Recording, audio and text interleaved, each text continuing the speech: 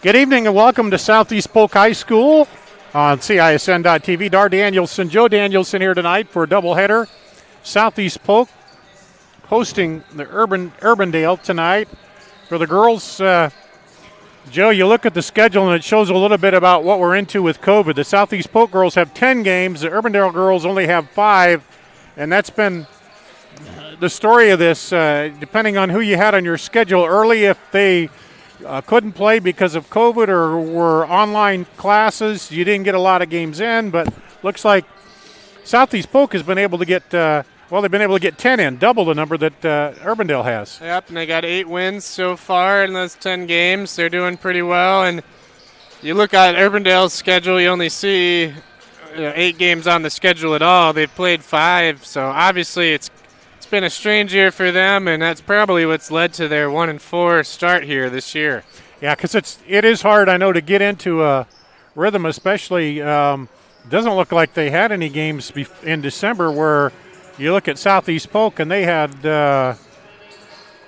one postponed, but they had, 1, 2, 3, 4, 5 of their games, half their games came in December, whereas Urbandale didn't even get on the court until January. So, and that was only about 2 or 3 weeks ago. Yeah. So they've only been playing for 2 or 3 weeks. Yeah, and not practicing either, too, I imagine. So it's one of those deals. But this Southeast Polk girls team, we knew coming into the season that they were going to be good. I think they were rated 1 or 2 the start of the season. They're rated number 4 right now. Johnston's number 1, Waukee 2, Waterloo West is number 3. Then you have Southeast Polk and then Ankeny Centennial at 5. So, and it's still, those ratings are kind of hard to determine too. You're going by the players they have back and their experience, but it's hard to say. Like the other night we had Waukee Johnston, where that was a close game that Johnston won, and Waukee had been the number 1 team, and they dropped down. But that variance in schedule, it makes it really hard for the rankings sometimes too. Yep, and you don't really never know how good some teams are sometimes, because they could just have an off night or a good night, and it's kind of been that way in all sports so far. And then you come in and you get in a little bit of rhythm where you get some games going, and and you get feeling good, and you get that shooter's touch or whatever. And then it kind of builds on itself, and then doesn't the games get canceled. How about that, too, when they come in and you're going hot, and just so happens the game gets canceled, so that'll throw off the rhythm. But, yeah, I think for Urbandale tonight, they're just trying to get back on task here. Well, we're getting in warm-ups, getting ready for the start of this first game of our doubleheader. We're going to take a break. We'll do that. We'll come back with more after this on CISN.TV. Bonus cash, plus GM card bonus cash, plus Conquest cash, plus you can redeem your unused cyber cash at Schottenkirk Chevy Waukee. And we have new inventory arriving daily. Schottenkirk Chevy Waukee, WaukeeChevy.com. Obsessively, relentlessly. That's what you can always expect, even when faced with the unexpected. It's a service we take seriously, providing comfort in the rain, tools to help you save, a helping hand along the way, and from a safe distance away, delivering the energy you need while going the extra mile. Regardless of the times, our team remains committed to you. Central Bank opened its doors in 1877 and has been proud to call Iowa home ever since. For more than a century, our family-owned business has worked hand-in-hand with friends and neighbors across the state to make their dreams a reality. Come visit us at our new location on Hickman and Waukee and see how Central Bank can make it happen for you.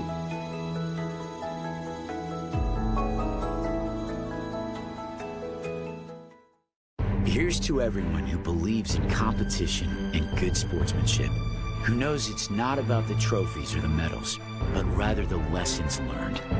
For those who understand, it's not whether you win or lose, just that you give your best. So go ahead, lace them up, take the field, have fun, and play. For the experience, for the memories, for the love of the game. Shields. Chevy bonus cash, plus GM card bonus cash, plus Conquest cash, plus you can redeem your unused cyber cash at Schottenkirk Chevy Waukee. And we have new inventory arriving daily. Schottenkirk Chevy Waukee, WaukeeChevy.com.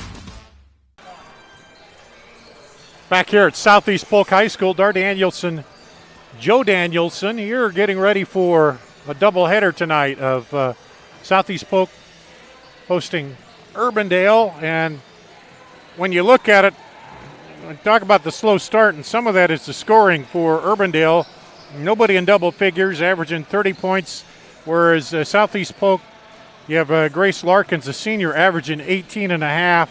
There you also have Brooklyn Woodyard averaging nearly 11 points, a couple double-figure scorers there. So Urbandale still trying to find that scoring here, aren't they? That's right, and they're starting 5 seniors tonight here. So these girls have experience, and they know how they put the ball in the hole before, but sometimes, you just got to see it go in a couple times. And the thing about Southeast Polk is with Tracy Daly, they've been a perennial state tournament team, won the championship here back in a while back. And let's talk a little bit about our preps to watch here tonight. For the Urbandale girls, it's Meredith Umlin, the senior, averaging 8 points per game, 7.3 rebounds per game, shooting 40% from three-point range. And then for Southeast Polk, we mentioned Brooke Woodyard, about 11 points per game, 6 rebounds per game, and 46.2% from three-point range. That's pretty darn good. Yeah, it's almost better. She's 46 from 3 and 52 from the field alone from two-point range, so she's shooting pretty well. So she knows how to pick her shots, and she makes those shots when she's shooting them. So you're coming out on the visitors' floor like that, Joe. What's Urbandale got to do to try to stay in this game here? Well, obviously, we see a little bit of the discrepancy among the scores, and kind of down the line of the rebounds and assists. Urbandale's going to want to just slow this game down and play their pace. Don't let Southeast Polk get out and run on them. And they really just want to slow the game down, steal as many possessions as they can. And, as you say, rebound, don't let them get second shots. And then you want to, I imagine, identify Grace Larkins. It's not easy to do. Yep. I know. It's going to start on the defensive end for Urbandale if they want to have some success. Yeah, and I know the coach will probably say, as long as we're playing and getting better, because it comes down to the end of the season. That's what you want to be doing, playing better. Here as we're, believe it or not, we're into the last couple of weeks of January, then February, and then the first week of March will be the girls' state basketball tournament. So this season, it seems like it's drug out. It gets to a point here in that second half where you're going really fast, it seems like. Yep, and especially, and for building each game, that's definitely Urbandale's game plan. With their first game on January 5th, there's just no way that they could be that cohesive unless you got to play games, you got to have practice. So these games are big for them to come together as a team. And I imagine they've been able to practice some, but you wonder about game conditioning and game conditions and all that, as you say, getting into it and how they'll do. So we're just a few minutes away from the start here of this ball game. We're going to take another break. We'll come back with more after this on CISN.TV.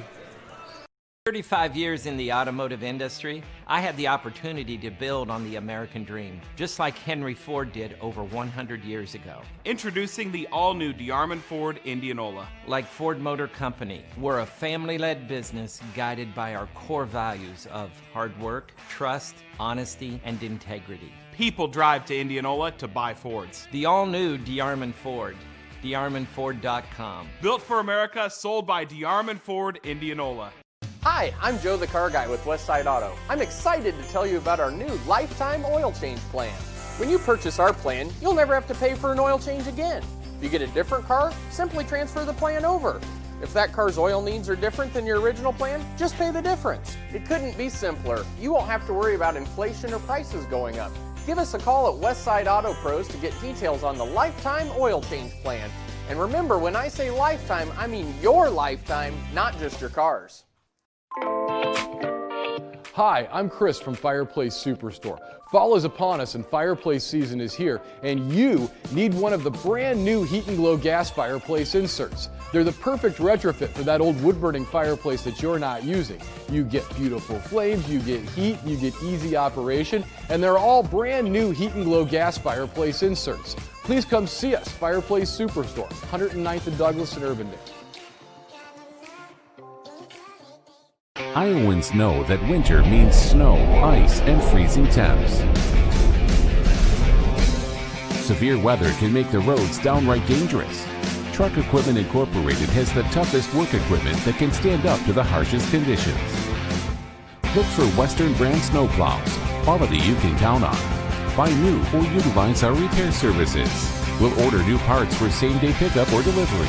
And now you can shop from home with our virtual showroom. Go to truckequipment.com today. Here at Southeast Polk High School, Dar Danielson, Joe Danielson, and I mentioned the state tournament. It seems like it was so long ago. That girls' state tournament and then the boys' state basketball tournament was when we really started to see the start of the pandemic, when they decided the girls got done. We had full crowds and everything there. Then they went into the boys, and then in the last few, I think it was the last couple days of the boys, they decided to, ease the crowds off and cut the crowds down. And now, like we see here tonight, you're limited to the number of people who can be here. And does that make a difference for the players, you think? Well, I think what it does is the bench will be a lot more vocal, I think. I think the coaches are going to go ahead and just really tell the bench to just cheer as loud as possible. We've seen that kind of in this JV game down here. We were watching before this tips off is the players on the bench were a lot more vocal than even the stands were. So I think that's kind of going to be one of the big keys. Because we've seen, in the past some of these rivalries where they play and you get the crowd and the kids come dressed and they're ready to go, and it really makes it loud, and it can be tough being on the road playing with those big loud crowds, can't it? Yeah, and we'll see how active the fans are. The students are going to come out loud. But a lot of times the parents who are the ones that are here, they aren't as loud and get as crazy as the students. Yeah, they're focused on watching. Yeah, they're watching their kids to see how they play, and they're not like the students who are kind of doing anything they can to make noise and get attention here. Yeah. It's winded down, getting ready for the start of this basketball game with the starting lineups here. And we'll have Urbandale will be wearing their reds tonight, red uniforms, and white for Southeast Polk.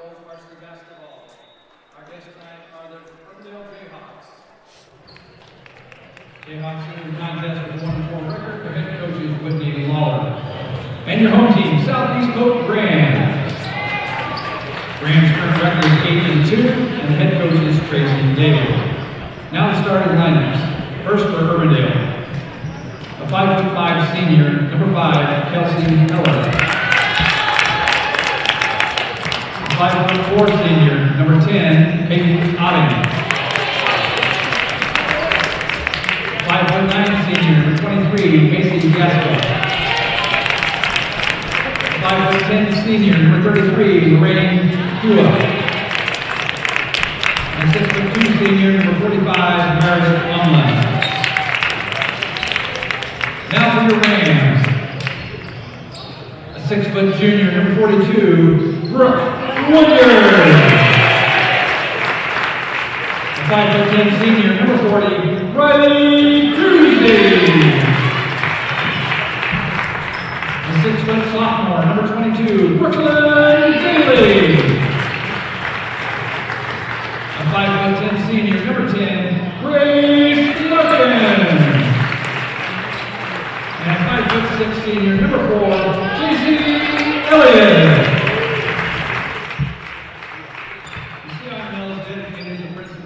Well, and one thing you see right away is the size discrepancy. There are a little bit more size on the Southeast Polk side, Joe. Yeah, then that's good for them to switch on to Olmland.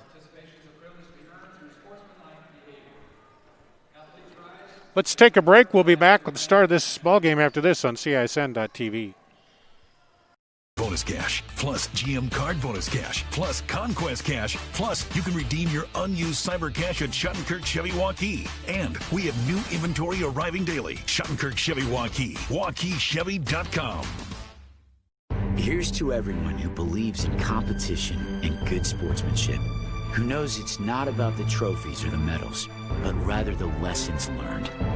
For those who understand, it's not whether you win or lose, just that you give your best. So go ahead, lace them up, take the field, have fun, and play. For the experience, for the memories, for the love of the game. Shields. Hi, I'm Chris from Fireplace Superstore.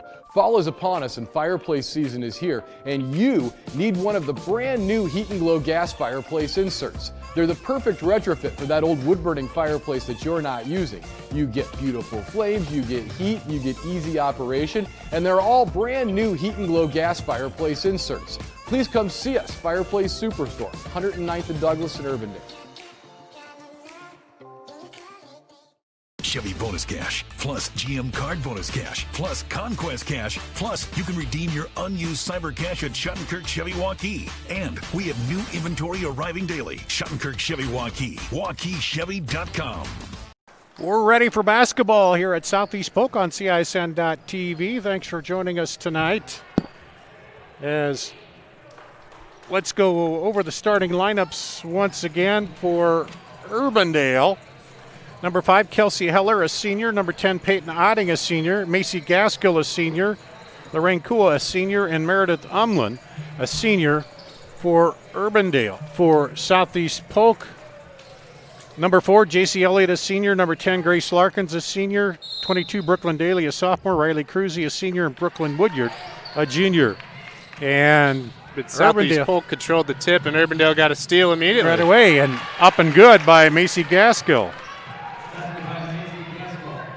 So here comes Southeast Polk. Cruzy directing traffic with the ball. Gets it into Larkins. Larkins up underneath, misses it. I think that was a shot, wasn't it? And might have been tipped a bit. Might have been. Larkins over on the baseline to Woodyard. Now they'll pull it back out and reverse it to J.C. Elliott. Back over to Larkins. 2-3 zone here by Urbandale, looks like, extending it out. And that goes off the foot, and she let that go. It might have went Urbandale's way, Joe. Yeah, nice hustle, nice effort, and that's what you want to see on the second possession of the game going forward. Elliott, they go around the horn, down to the baseline. Now knocked out of there. Now they find a wide open up and underneath is Woodyard off the assist by Riley Cruzy. And we're tied at 2-2 here. Here's Urbandale with it now. Inside, Umlin up and good. Meredith Umlin gets on the board, and Tracy Daly doesn't like the defense to start out right away here. Is that 14 seconds in, or minute and 14 seconds in here? Yeah, and we'll keep it right here. You see the Southeast Polk huddle as they just let her drive, get the ball, and the entry drove right in. She kind of hesitated at first. She kind of looked to pass it out and then found herself in an open lane. And we talked about Urbandale hasn't had a lot of scoring, but Umlin is the one that you got to know at 8 points per game that, you got to be keeping an eye on her. And she's got the size down there to operate in the paint against Southeast Polk. So here they come after the timeout. Southeast Polk trailing 4-2. Daly throws it over. Now around for three. No good. Rebound fought for. Saved off of Urbandale. Nice play by Woodyard. And that's a good defensive possession for Urbandale. They rotated in their zone and forced a three. And Larkins had to make a good play just to save that. Here's Elliott with it. Over to Larkins. She drives, tries to get into Daly. She takes it on the drive, puts it up, and it gets fouled. I think that'll be on Umlin. And she was straight up the whole time and just reached over at the very end. Yeah, and that's the issue. If you stay straight up, you're okay, but when you reach over, Daly with the free throw, and what's she shooting on the season?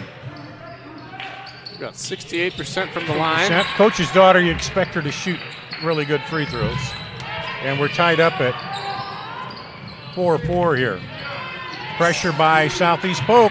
Here's Daly back up and good. So 4 quick points and gives Southeast Polk the lead back. And knocked away by Cruzy. So the pressure. And Urbandale's going to take a timeout to get a zone break in. Yep. So both these teams, quick timeouts, adjusting here early. And for Urbandale, I think it's more important. They don't want to see a lot of distance. And you don't want to get in a run where you have 2 or 3 turnovers in a row on a press, because that's 6-8 points right away. Because that press just feeds off itself when you get those turnovers, doesn't it? Yep, and it'll only make Southeast Polk. They'll just get more and more aggressive once they tip the ball or get in the passing lane. So Coach Whitney Lawler takes the timeout. We'll see they get the press break set up here against that pressure. They do get it in now and get it across. 3 rattles out, no good. Rebound pulled down by Urbandale. Cool up. And Gaskill now into Umlin. Umlin takes it into the post. Daly stops her. And now take it away by Larkins. Larkins down, up and good. I'd like to see Umlin go up a little stronger there once she got stopped, but it's a little hesitant down low.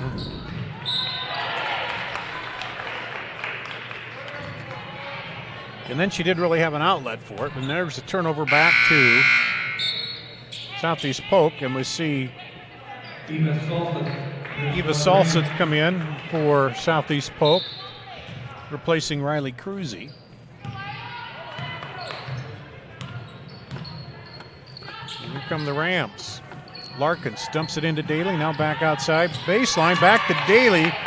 Great ball movement, didn't go. Rebound put back up and good by Woodyard. Pressure again by Southeast Polk. And they get through it. Gaskill looking for some help. Now travel called. As Otting. That's going to be a key to Urbandale, is if they break the press, to not just get up a quick shot, but to slow it down and run some offense. Southeast Polk doing a good job breaking through the 2-3 zone there. There to Woodyard. And that's the trouble sometimes. You break that press, but then you're playing a little too quick. And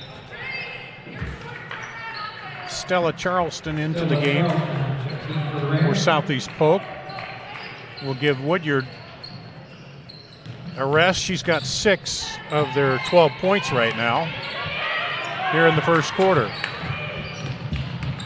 Down, a runner up short. Rebound comes off to Larkins.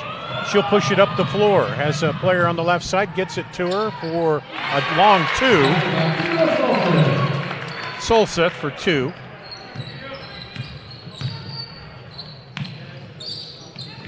Almost had it stolen on the press break. Rotate it, looking inside for Umlin. Urbandale fans wanted a hold down there. A little bit of fighting back and forth, but I don't think it's a foul. Now into the lane and blocked Daly, quick outlet. Up the floor, bucket, and one. Up, and you hear the Southeast Polk girls bench down there supporting her and clapping, and that's louder than what we've heard from the audience so far. And Woodyard back in. And Solstice to the free throw line, where she is shooting 36% roughly. She hits that one. She's got 5 points.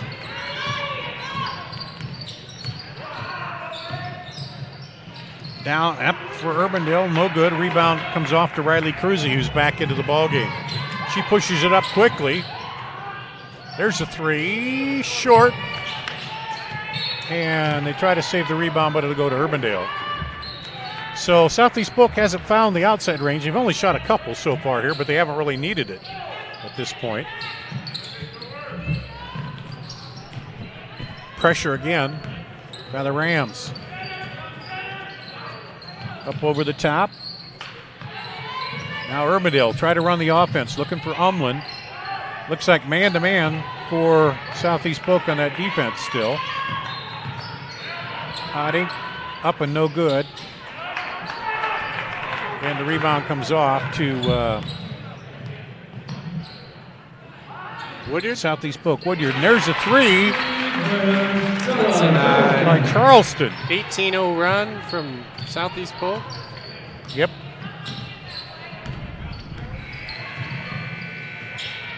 It'd be 16-0. Yep. So whatever Coach said in that timeout really paid off. Yeah. 20-4 here. Larkins and Daly back in for Southeast Polk. There's a three, no good by Edding. Down the horn they go, and a foul will be called, the blocking foul on Gaskill, I believe.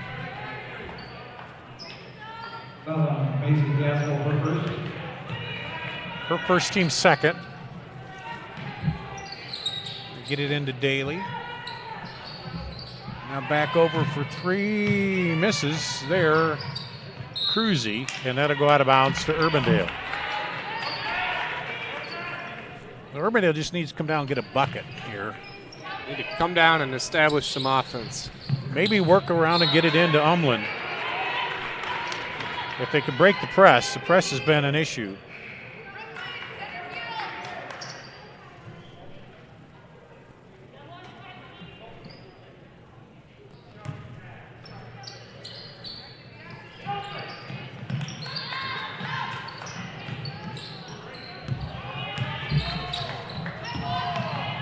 Here comes Urbandale into the lane. Now try to get it up to Umlin, knocked away. It's a good thought. Down to Daly, and she's fouled. She'll go to the line to shoot two.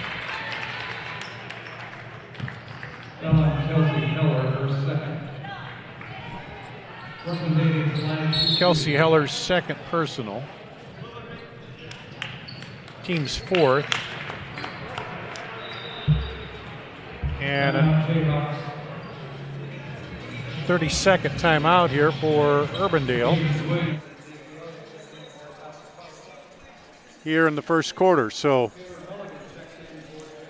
I think he's probably, Coach Lawler telling him that was a good thought down there to Umlin, but you got a little better pass, lob it over that defense. Maybe or move the ball a little bit. Because you can't just stand there and hope she gets open and throw it to her, right? You got to move the ball around a little bit. Yeah, Urbandale's got to just put some points on the board here to stop this run.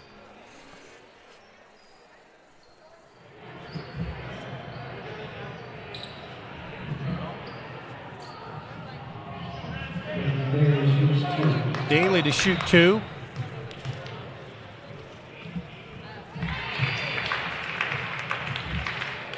Gives her 5 points.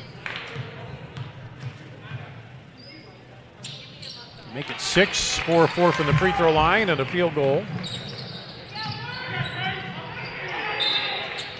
And it'll go out of bounds to Urbandale.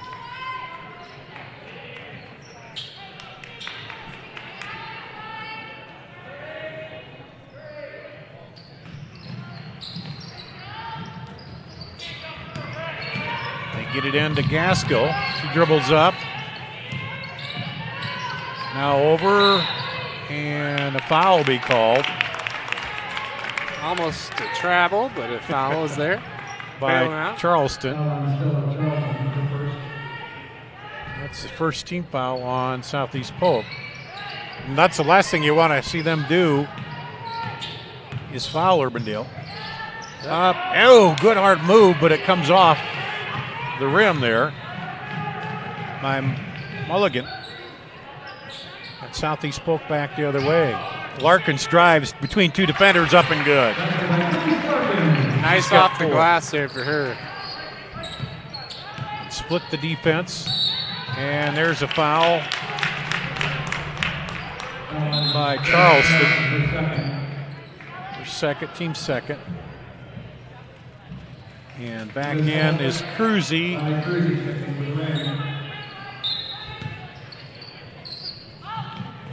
And also Cadence Williams. Urbandale. Front court, still trying to get it to Umlin. She's guarded by Daly down there. Cross court, now Umlin's trying to slide out. And a bump will be called on Williams. They did a good job moving the ball there at the top of the key. They got to get down there to Umlin. She had a nice post up. You got to find her on that. Almost looked like the lob was there. That lob is not as easy as it looks. And there's a travel on Mulligan. Under a minute to play here in the first quarter.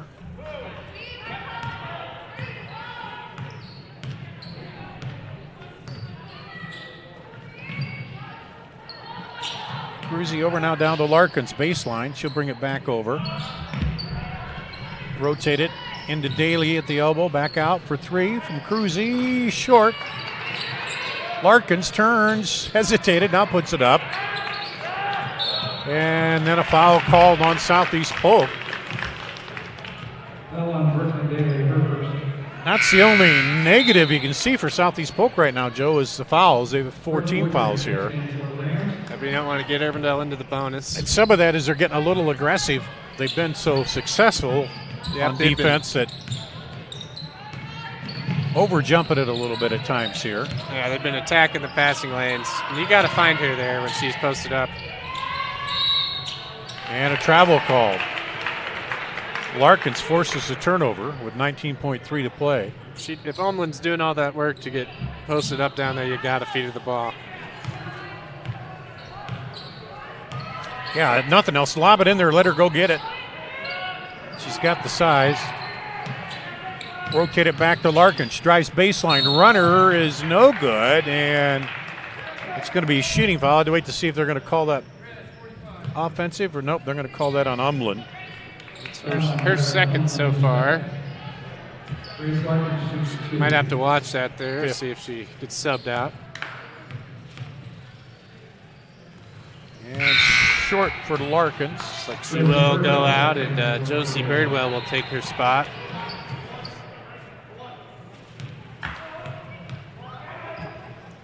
Second free throw is up and good by Larkins. She's got 5 points.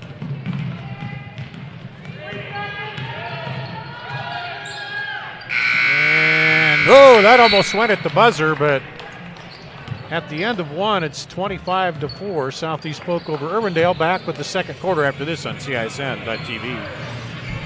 35 years in the automotive industry, I had the opportunity to build on the American dream, just like Henry Ford did over 100 years ago. Introducing the all-new DeArmond Ford Indianola. Like Ford Motor Company, we're a family-led business guided by our core values of hard work, trust, honesty, and integrity. People drive to Indianola to buy Fords. The all-new DeArmond Ford. DeArmondFord.com. Built for America, sold by DeArmond Ford, Indianola. Iowans know that winter means snow, ice, and freezing temps. Severe weather can make the roads downright dangerous. Truck Equipment Incorporated has the toughest work equipment that can stand up to the harshest conditions. Look for Western brand snowplows, quality you can count on. Buy new or utilize our repair services. We'll order new parts for same-day pickup or delivery. And now you can shop from home with our virtual showroom. Go to truckequipment.com today. Back here at Southeast Polk on CISN.TV. Dar Danielson with Joe Danielson as Southeast Polk will start with the ball in the white. Urbandale in the red, and it was a 4-2 ball game, and then went 4-4, and then after that, Southeast Polk just pulled away. There's Grace Larkins with the bucket. She's got 7 for Southeast Polk, taken away back the other way, and a foul called. You said 33, which is Lorraine Kua, her first, team 6th. Larkins to trigger it in. Gets it deep to Cruzy, gets it back over to her. She'll throw it all the way across to Daly for 3, no good. And rebound battled for, good job by Kua to hustle and get the rebound, Joe. Yep, way to stay active there. Get a steal possession.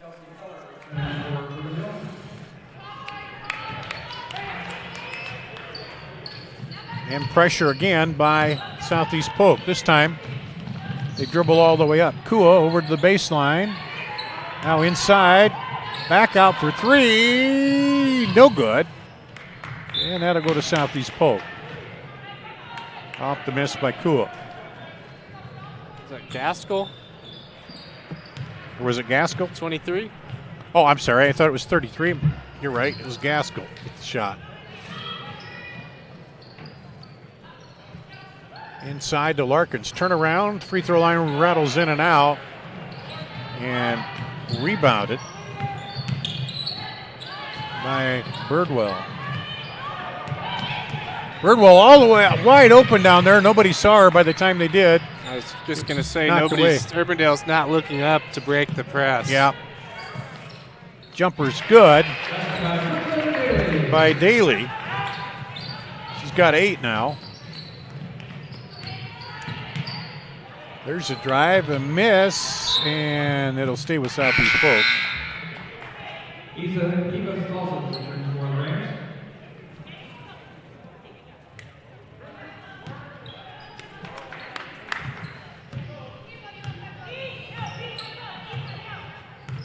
And Eva Solseth back in. There she is with the ball. Now into Daly. Tried to bounce pass it down low to Woodyard, and it's taken away, and then a foul called on Daly, her second. Team's 5th.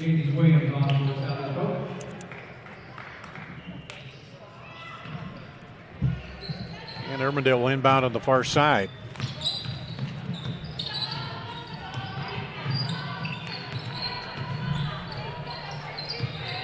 On the drive is Gaskill, gets it off to Kua. Back over. A little better ball movement, get to Birdwell. Now she goes down. Inside. She puts it up. Whoa, goes in and out. Birdwell trying to run it down, but Elliott comes up with it. And knocked away. Here comes Urbandale. 3-pointer, no good. And a rebound comes off to Southeast Polk. And they just cannot find the bucket. Well, had more shots at it here in the last minute than they had at the end of that first quarter. That one goes long. Rebound battled for, and Urbandale comes out of there with it. Heller, she'll push it up the floor. Kicks it outside for 3, no good. Cruzy gets it, and a timeout called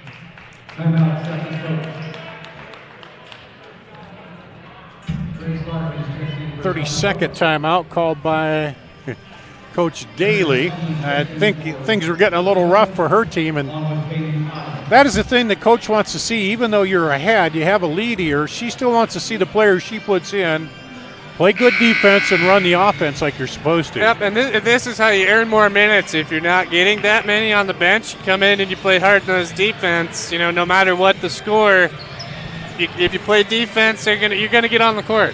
Yeah, and she's looking to see if you have your head up, you know where you're supposed to be on defense, or you're helping out and doing those things. And if the coach sees that, then you may be in more when the game's a little tighter. Here comes Larkins with it. Inside, now back outside for three, and there's a three by Elliott. That's second three of the game. She's shooting 50% from the floor, from three-point this year. How many she shot? Now 9 of 17. That's not bad. That's pretty good.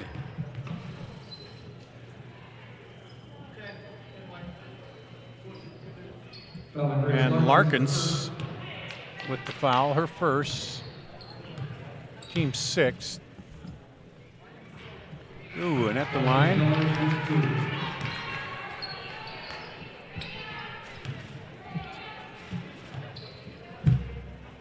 One more for Heller. And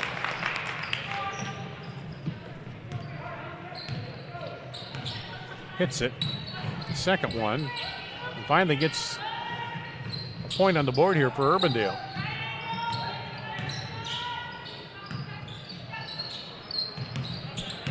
Larkins kicks it out for three. No good. Rebound comes off to Urbandale. Mulligan. Adding gets it over. Up the floor. One thing, Urbandale's getting the ball up the floor quicker here in this second quarter. Birdwell on the drive. Stops. Kicks it back outside. Knocked away. Well, now he got a good chance to run in an out-of-bounds set here. Cruzy, Daly, and Charleston back in for Southeast Polk.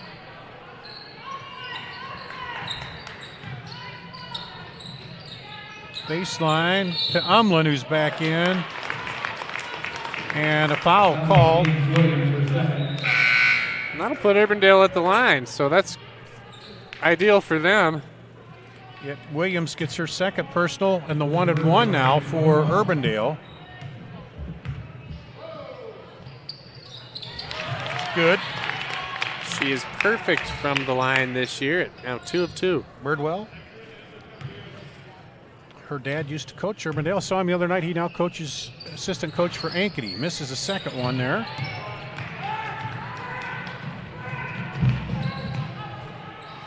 Up the floor comes Southeast Polk. Inside to Daly, back outside. And a high bouncer, but the rebound comes off to Williams. Williams for three. No good. High bounce. Larkins are going to get called for a foul. They're over the back there, and Urbandale's going to get a chance to put some more points on the board. One thing I like about Southeast Polk is they move that ball around without ever putting on the floor. You saw 4 passes there for the shot. Yeah, they know where they want to go when they're up against the 2-3 zone. So Birdwell back at the line. Technical foul has been called on the bench. Tracy Daly. Birdwell said, "What's going on?" She looks back, but she said something to the referee that he did not like and teed her up.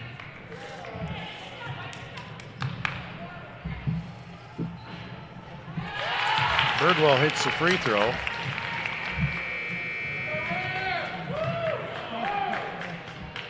Gets the second one. That's a nice looking shot she's got there. Nice follow through and good rotation on the ball. So now they get the technical foul and they'll get the ball out of bounds.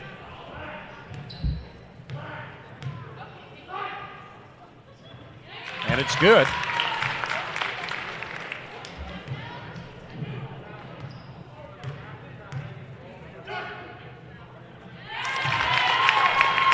Urbandale has got 6 points in this quarter. They only had 4 in the first. I believe what, four have come at the line, or all of them have come at the line? All of their points at the line here. That's what we talked about. Southeast Polk not wanting to let them get to the line, to the free throw line. Now to Birdwell. She turns, get to Umlin. Back to Birdwell, knocked away. So they got trying to go double low post there with Birdwell and Umlin. Now Birdwell drives. Umlin put back up and good. There's a little bit of hot potato there for a while on offense. It was almost like, you take it, no you. So the 21-point lead down to, cut it down to 20 here. Well, been a little more than 20. One there. Larkins underneath is up and good. They end the Urbandale scoring run there. Had been 8 points. Long three, good! By Heller. Urbandale's got a little spark there.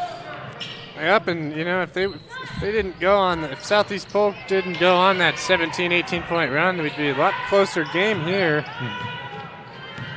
But Urbandale seemed to find a little bit of momentum right now. Cool with it.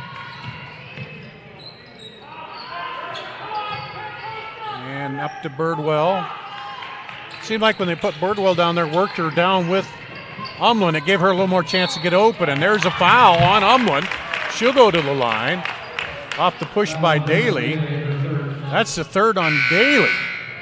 Now, Southeast Polk has a deep bench, but we'll send Umlin to the line. She hasn't shot a free throw tonight. What's she doing on the season here, Umlin? About 50%. 50%? 2 of 4 only, though. Only taken 4. She hasn't shot a lot. Hits that one. And we'll get the next one. Urbandale will be in the double bonus, the next foul. And she gets the second one. She's got 6 points here. Lead down to 17. And there's the drive by Larkins. Well, you want points, who do you go back to? Number 10. Yep, and she can score anywhere. That's right, and 60% from 2 for this season. That one goes high over off of Umlin, out of bounds, back to Southeast Polk. Minute and a half to play here in the first half, but Urbandale rejuvenated a little bit, Joe, after that slow start in the first quarter. Yep, and Southeast Polk's done a good job of working through the 2-3 zone. There's a foul, and that might be against Umlin, which should be her third, which is not good for Urbandale. They need her presence.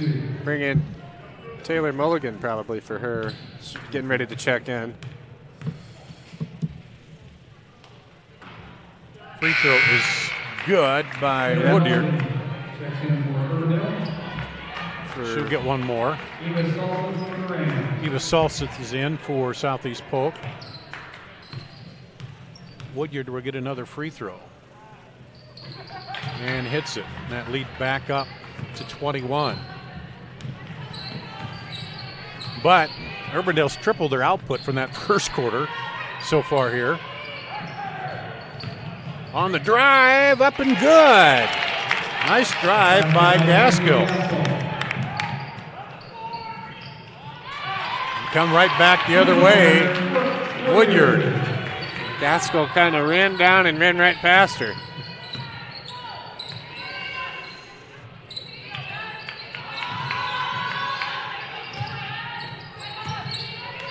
Up top with it, Heller. Hellig gets it outside for 3. Rebound, pull down, put back up, and a foul called on the putback. Taylor Mulligan, the freshman. Sent her to the line. Elliott with their first free throws of this season for her. And misses that one.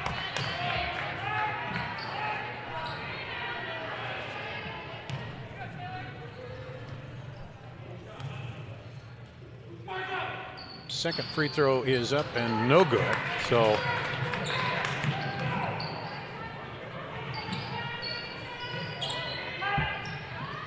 here's a three, and that's going to bounce right up over the top. And out. Here comes Birdwell back in for Mulligan. She gave him a spark when she came in at the start of this quarter. That's when they kind of started moving a little bit. Get it to her at the free throw line, elbow. Back out. Kua now back to Birdwell. Loses the handle. Somehow keeps it alive. 7 seconds. 6, 5 up and no good. 3-2 Larkins. And they won't get the shot off. So it'll be 40-19. A rocket off the backboard there for the last shot. So that was an even up 15-15 quarter for Urbandale and Southeast Polk. 40-19 here at the half. We'll take a break, come back right after this on CISN.TV. 35 years in the automotive industry, I had the opportunity to build on the American dream, just like Henry Ford did over 100 years ago. Introducing the all-new DeArmond Ford Indianola. Like Ford Motor Company, we're a family-led business guided by our core values of hard work, trust, honesty, and integrity. People drive to Indianola to buy Fords. The all-new DeArmond Ford, DeArmondFord.com. Built for America, sold by DeArmond Ford Indianola. Hi, I'm Joe the Car Guy with Westside Auto. I'm excited to tell you about our new lifetime oil change plan. When you purchase our plan, you'll never have to pay for an oil change again. If you get a different car, simply transfer the plan over. If that car's oil needs are different than your original plan, just pay the difference. It couldn't be simpler. You won't have to worry about inflation or prices going up. Give us a call at Westside Auto Pros to get details on the lifetime oil change plan. And remember, when I say lifetime, I mean your lifetime, not just your car's. Hi, I'm Chris from Fireplace Superstore. Fall is upon us and fireplace season is here, and you need one of the brand new Heat and Glow gas fireplace inserts. They're the perfect retrofit for that old wood-burning fireplace that you're not using. You get beautiful flames, you get heat, you get easy operation, and they're all brand new Heat and Glow gas fireplace inserts. Please come see us, Fireplace Superstore, 109th and Douglas in Urbandale. Iowans know that winter means snow, ice, and freezing temps. Severe weather can make the roads downright dangerous. Truck Equipment Incorporated has the toughest work equipment that can stand up to the harshest conditions. Look for Western brand snowplows, quality you can count on. Buy new or utilize our repair services. We'll order new parts for same-day pickup or delivery. And now you can shop from home with our virtual showroom. Go to truckequipment.com today.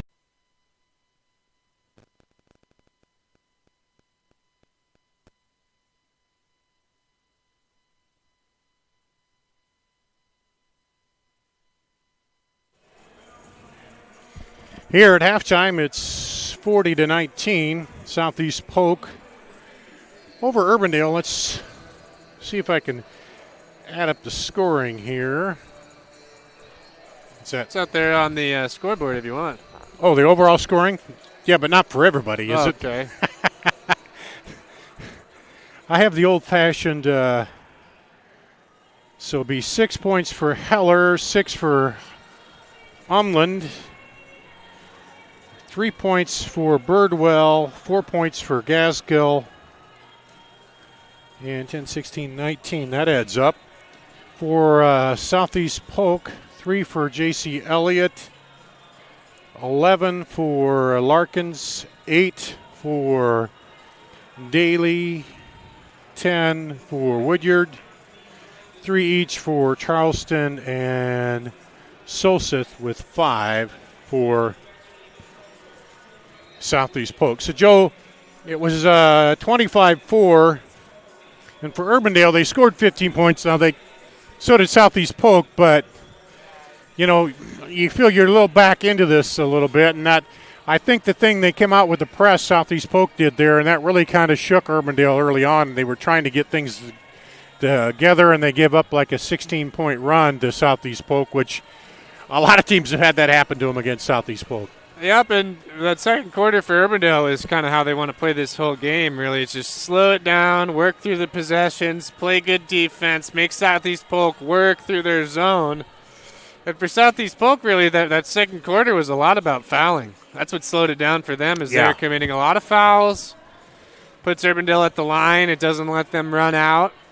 And that's the one thing, if Tracy Daly's got an issue to probably talk about at halftime is, hey, move your feet, don't foul, don't get – and it is sometimes when you got a big lead, you get too aggressive and you're fouling instead of playing defense, and that's kind of what happened in that second quarter early on there. Right, and the only way to let them back in it is with a 20-point lead is to foul them and stop the clock and let them get free points. So okay, so I got a little trivia for you. The football championship games are coming up. First, we know who's the most famous football alum for Urbandale. Lazard, maybe? Alan Lazard, yeah. He'll play for the Packers. Now, can you name an NFL player who played here at Southeast Polk? Had a good career with several different teams. Was that Kyle Orton? Right, Kyle Orton. You got them both there. He had a really good career, and he played with, Dallas, Denver, Chicago. Yeah, he was in the league for quite a few years, moved around, and had a chance to play in a lot of big games for them. And, of course, Alan Lazard has really come on for Urbandale in the last this last season here, and was injured but came back and had that big touchdown in the last game. So it's always interesting when we do these games, and I see games of these kids that were here in high school and then they go on to the pros and stuff like that. You see a few of them here and there. And so everybody from Urbandale, I'm sure, will be watching that and cheering on Alan Lazard in that ball game coming up this weekend. So what's Coach Whitney Lawler saying to Urbandale here at halftime, Joe? Well, I think maybe forget about that first quarter and probably some defensive adjustments on the press still, and as well as just running the offense, getting the ball down low. They've had success with that two-woman game down in the paint down there with Birdwell's had some nice looks to find Umland down there. But on top of the key, they've struggled a bit, and they maybe one of the keys is if Umland's open down there, is throw it into her. We had, one three-pointer for Urbandale and 2 threes for Southeast Polk. Urbandale had 1, 2, 4, 6, 8, 10, 12 free throws. They made 2, 4, 5, 6, 7, 8 of 12 free throws. All those in the second quarter that kind of got them back into this. So teams are coming out to warm up for the second half. We're going to take another break. We'll come back with more here at halftime after this on CISN.TV. Bonus cash, plus GM card bonus cash, plus Conquest cash, plus you can redeem your unused cyber cash at Schottenkirk Chevy Waukee. And we have new inventory arriving daily. Schottenkirk Chevy Waukee, WaukeeChevy.com. Obsessively, relentlessly. That's what you can always expect, even when faced with the unexpected.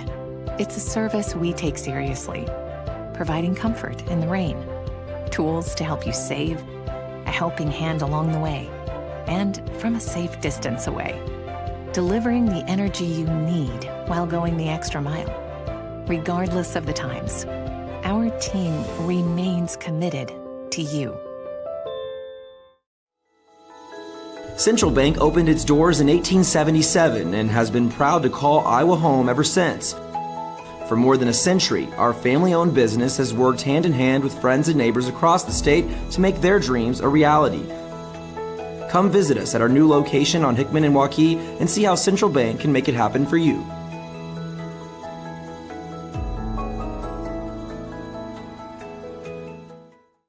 Here's to everyone who believes in competition and good sportsmanship, who knows it's not about the trophies or the medals, but rather the lessons learned.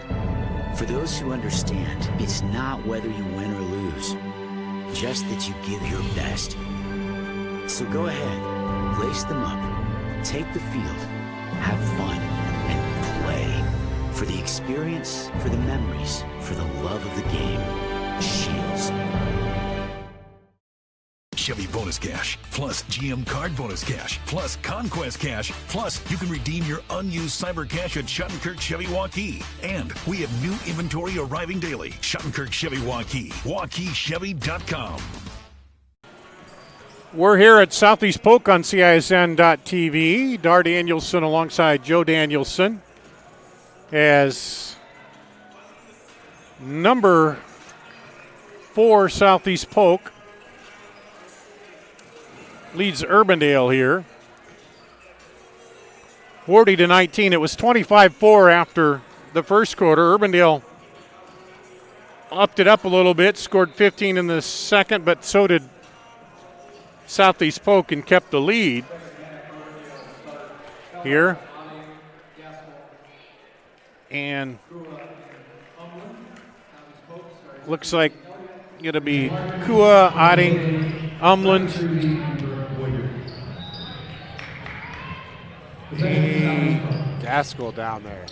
Gaskell, and who's the other one? Number 10. That's Otting. Who am I missing? Oh, we're missing Heller. Heller's got that long ponytail over her number, so it's hard to see. Looks like the same starters for Southeast Polk. Try to go down low, knocked away down there by Gaskell. Gaskell's a good active player for Urbandale. Yep, the senior. Gives a screen down the lane, up and good for Heller. Soft touch off the back of the rim. Coming off that screen there by Gaskell. Larkins up top. Cruzy now down to Daly. Baseline, they go with it. To Woodyard. Left side 3, no good. Rebound, Umland comes away with it. And then has a stolen from Daly, and Umland's down on the floor. She'll get up. She came down and banged her hand a little bit there, I think. I think Daly got all ball, just came in and stole it away. Just one of those motion took her to the floor type deals. It's one of those where you tell that post player to keep the ball up high when you turn to look for the outlet. Yep. There's Gaskell for 3. High bouncer won't go. Umland keeps it alive, though, over to Kua. And now picked off by Larkins. Larkins will take it down and draws the foul.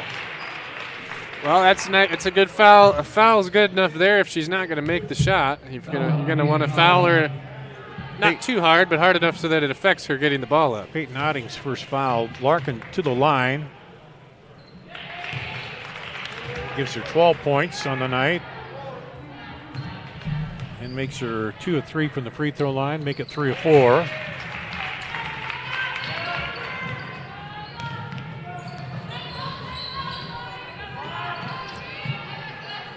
And there's Urbandale. Kua down on the block. Umland in. Good step back in. Gets her own rebound. Kicks it out for 3. No good. Rebound. Pulled down by Larkins. Up and good. The other way. Woodyard. She didn't make the basket, Joe, but that was a first good strong post move we've seen down there working the ball with Umland. Yep, and that's what you got to have, isn't it? Kind of been the issue of just getting the ball to her, too. Yeah. Drive and the foul will be called. Off the drive by Heller. Heller's like that little floater in the lane. It's the second one she's taken. Cruzy gets her first personal. Heller to shoot 2. Makes it. She's now 4 of 5 from the free throw line with another one coming. Wow. That barely rippled the net as it went through. Nice looking free throw. 10 for her. What's she averaging? About 6.5. 6.5. Long 3 off the rim, no good. Rebounded though by Elliott. Gets it to Larkins. Back over to Cruzy. And they try to go into Daly, but stripped from behind. Back over to Kua, looking for Umlin, posting up. Just not getting it into her. And now taken away by Larkins. Larkins will go down and up in the end. Larkins with 15.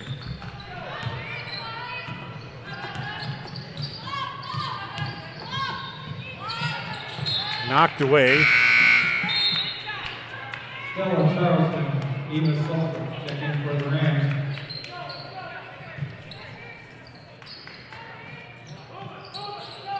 Charleston and Solseth back in there for Southeast Polk. Gaskell will put it up. She got stopped, and then Umlin's mad. She got called for the foul, kind of a push there. That's number 4 on her. She'll probably sit for. Yep, Birdwell comes in. She'll probably be sitting for a while there. Birdwell's had good energy off the bench here for Urbandale tonight. She sparked him there, in that second quarter.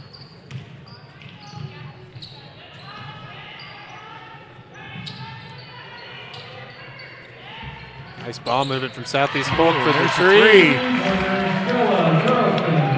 Charleston with the 3. Sophomore. She's shooting 42% from 3. Cross forward. Runner no good by Heller. Rebound comes off Southeast Polk. Solseth go down low, back up top. In on the block and knocked away, kept alive and won. It was Woodyard rebounded the Larkins miss, and Woodyard gets the bucket and foul. Foul goes against Gaskell, her second, team's third. And the rebound comes off to Kua for Urbandale. Heller gets it up quickly. Gaskell.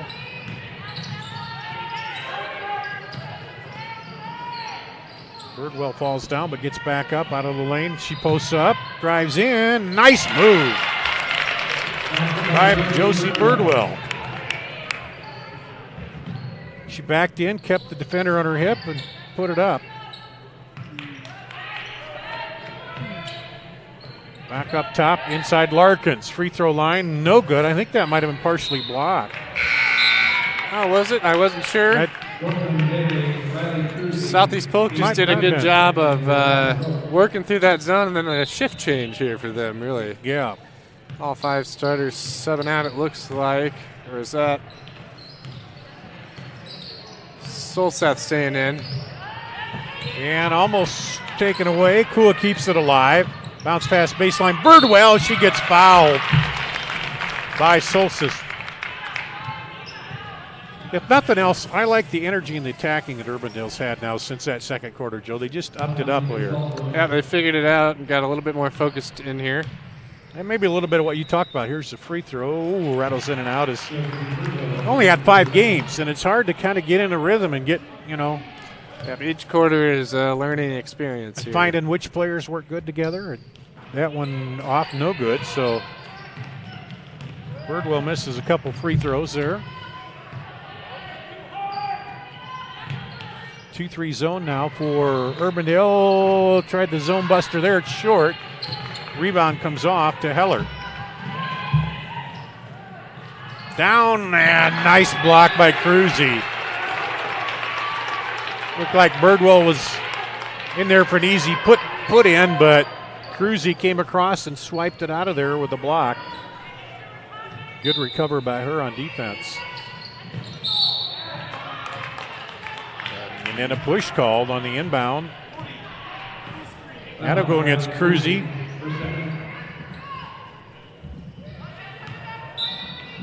Urbandale sets it up again. Rotate through. Gaskell. 3, rattles down and out. Rebound battle for. Kua comes up with it. Well, they kind of bailed her out. I don't think she knew where she's at, Joe. Yeah. She just turned to the bucket. She had an open look. Gotta go straight up with the rebound, but again, here we go Southeast Polk just committing more fouls. That's the 14th foul here already. They throw it out deep to Gaskill. She's on the drive. Gets it blocked. Well, maybe they didn't block it. I thought didn't it look like it came off a Southeast Polk player? Well, the official didn't blow the whistle, and everybody kind of let the ball go, and they just went out of bounds. But for she kind of Southeast had Polk. it cuffed to throw it up there, so he must have saw it. Now Birdwell gets called for the push on the baseline. 14 foul, her first personal.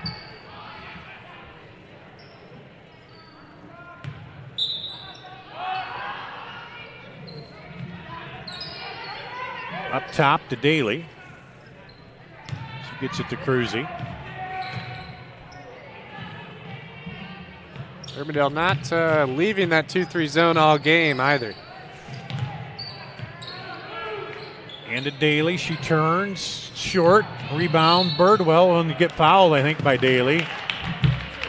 And for Daly, that's number 4. And that 2-3 zone could also be another result of just not having enough time to work on defense and switches. I think we've got a full timeout here. We do. So we'll take a break with 2:09 left to go in the third here on CISN.TV.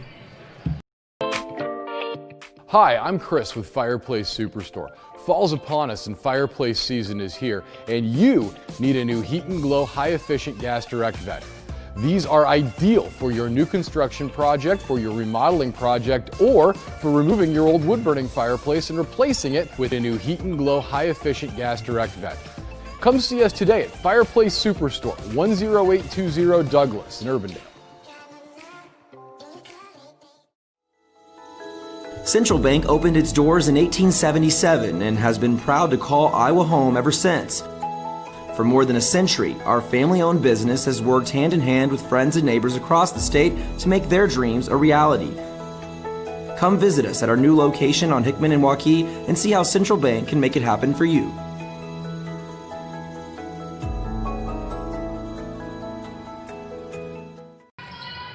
Here at Southeast Polk, Urbandale now with the ball. They're trailing. Been trailing since in the first quarter. They've picked it up, though, and played a little bit better since then. Over on the wing. Back over to Kua. In down to Birdwell on the block. Has it knocked away from behind by Larkins. And that'll stay with Urbandale.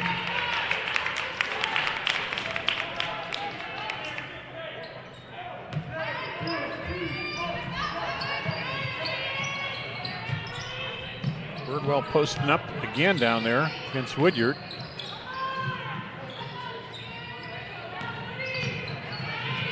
Umlin is out with 4 personals for Urbandale. One of their starters plays down low.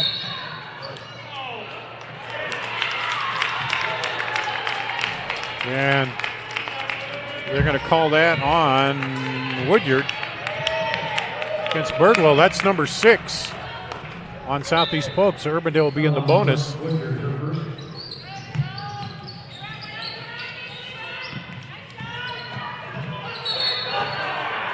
And now they call offensive on Birdwell. And her and Woodyard have been going at it down there, and now they call Birdwell. And I think they call it technical on the bench of Urbandale now. Coach did not like that, so Birdwell's second, and each bench has a technical now. You wonder if the bench said that? Or was that her? Did she say something? It didn't look like she said. No, I think the coach did, because he didn't like that the foul was called an offensive foul against her. I think they've been jostling and battling, and then. But either way, free throws are no good, so it ends up being just kind of a turnover as Southeast Polk gets the ball back. Now bounce down on the baseline. They'll throw it up high. Over to Williams. Trying to move that zone. Larkins inside. Good look underneath the Woodyard. Up and no good. Rebound is pulled out of there by Gaskell. Nice recovery there from Kua back out. 3, no good. Rebound, pulled down by Heller. Heller to Birdwell, back outside for 3 again. Good! Otting for 3. Southeast Polk quick outlet pass up the court to Brooke Woodyard for the easy layup. Quick answer there, and Woodyard's got 18. 18 for Woodyard all of a sudden, and 8 of those coming here in this quarter. And Birdwell, she puts it up and gets fouled. See if that goes against, I think it's Woodyard, yeah. Birdwell's been moving well down low to get the ball, and they've been getting it to her. They've been rewarding it to her. They need to do a little more of that with Umland. And she hits the free throw. Wow, the thing that she's been doing is a little physical against the defense, which Umland can't do right now with 4 fouls. But yeah, Birdwell's been putting the feet down the hips and getting her, staking out her ground down there. That one's short. Birdwell was 6 points.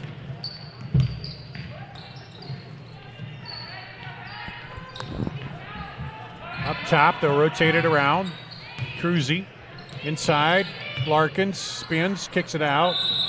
And 3 seconds in the lane. As Larkins took too long. We got 4 seconds on the clock. Let's see. They come up to pressure. Larkins steals it across. Up and good. Cruzy at the buzzer. They steal one. Boy, it looked like almost like the Larry Bird play there. 57-29. We'll go to the fourth quarter after this on CISN.TV.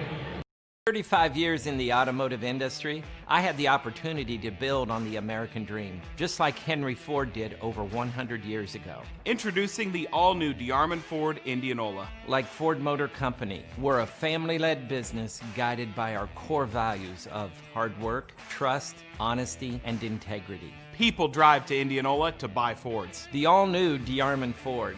DeArmondFord.com. Built for America, sold by DeArmond Ford Indianola. Iowans know that winter means snow, ice, and freezing temps. Severe weather can make the roads downright dangerous. Truck Equipment Incorporated has the toughest work equipment that can stand up to the harshest conditions. Look for Western brand snowplows, quality you can count on. Buy new or utilize our repair services. We'll order new parts for same-day pickup or delivery. And now you can shop from home with our virtual showroom. Go to truckequipment.com today. We'll go to the fourth quarter. Still an 18-point lead for Southeast Polk. But for Urbandale, Joe, they played a lot better here starting in the second quarter. And a little something for them to build on. Yeah, they went ice cold at the end of that first quarter, and they've really just had an uphill battle ever since, but they played well. Umland back in here now with 4 fouls. There's a 3, no good. Rebound pulled down by J.C. Elliott. And Southeast Polk, for the most part, has been very smooth on offense. Just they know what they're trying to do. They're going to work it around the top of the key, go to the high-low. And they can quick hit you, too, after you score a bucket, which they've done a couple times. Urbandale scores them, they get it up the floor quickly. I've seen J.C. Elliott, probably one of the shortest players on the court. She's been crafty getting rebounds. Here's Larkins. Grace Larkins in for 2. Gives her 17.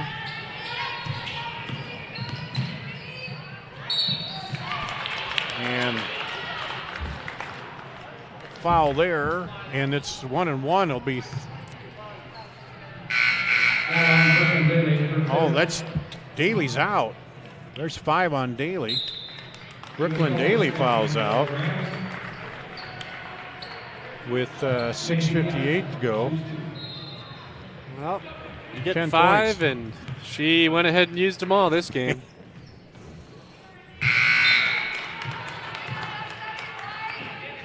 And Taylor Mulligan in.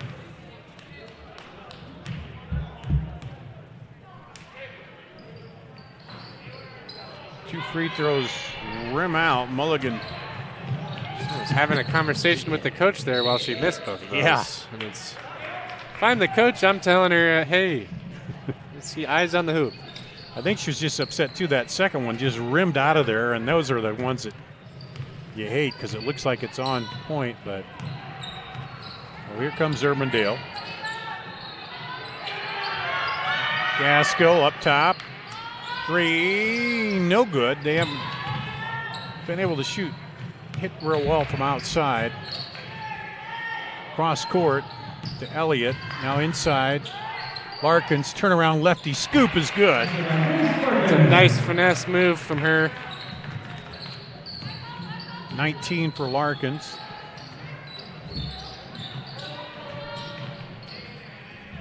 Rotated around. Gaskill. It's an off to Heller. Heller back the other way, drives, throws it up and good. Heller. She's got 12. She's been very active offensively tonight. On the baseline, back up to Elliott. Cruzy for 3, no good. Rebound battled for, it'll stay with Southeast Polk. Here comes Cadence Williams and Charleston back in for Stella Charleston for Southeast Polk.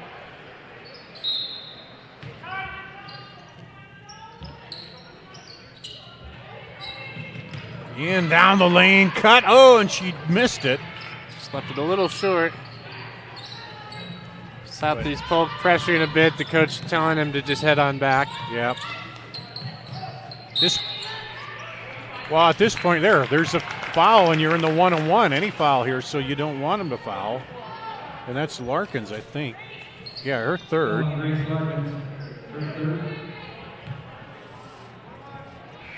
You got to, Umland to the line.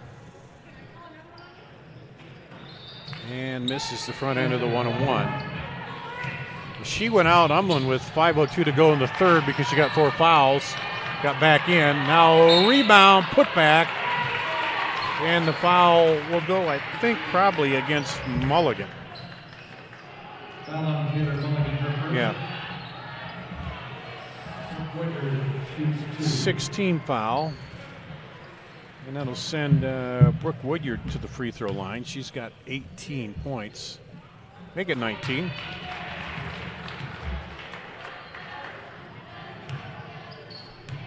And she's averaging, what, around 10? Yep, right about 11 points a game. So 11 points, about 7 rebounds. So she's up above her average.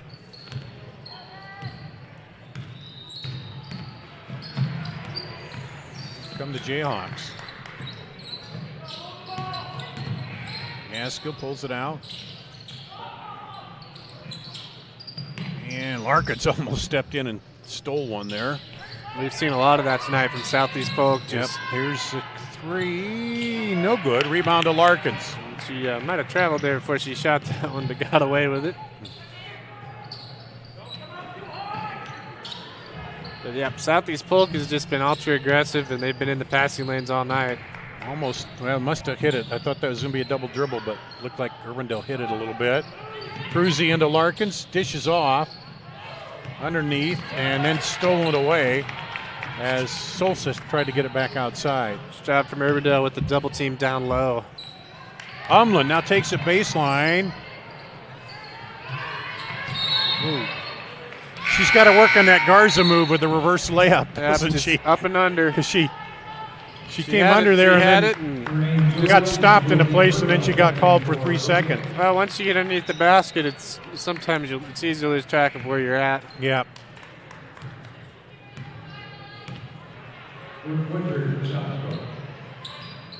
Out on the baseline. Woodyard back in there. Rotated across the top. 3 rattles out. Good rebound there by Solstice.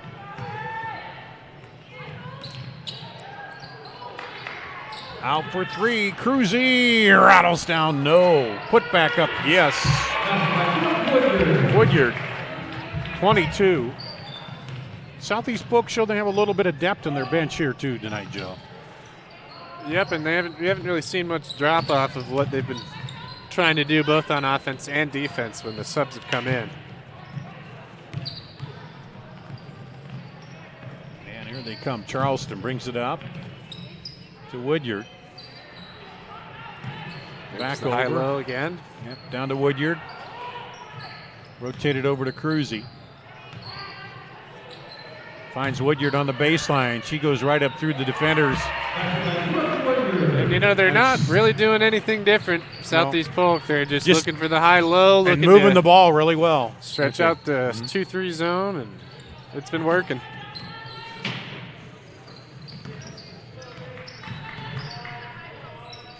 Under 3 minutes to play. On the drive, Gaskell.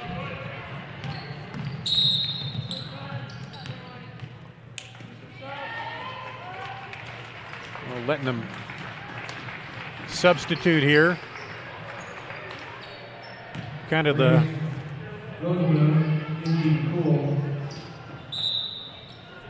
call. Well, let's get everybody in here. So Grace Rosaboom is in there. Also, Bree Tigas. Or excuse me, no. J.C. Mitchell's in.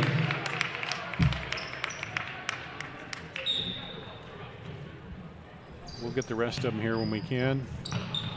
And that's Ashlyn Williams. Here's a three. No good. One thing overall tonight, Southeast Polk has not found a good range from the three. They're not that they needed it too much tonight. But no, and they haven't really been taking it either. They've just been able to get inside so much it hasn't really mattered. There's a foul on Izzy McCool.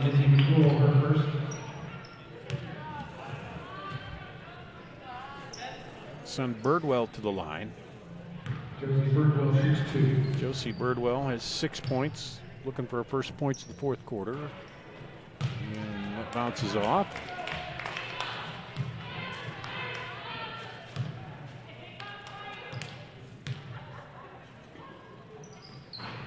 Oh, second free throw rattles out, and then the foul on the rebound.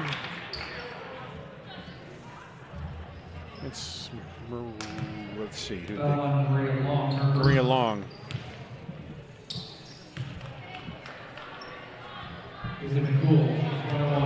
So be the 1 and 1 for Izzy McCool. 1 of the bonus, I meant to say. And she'll get the bonus and get her name in the scorebook.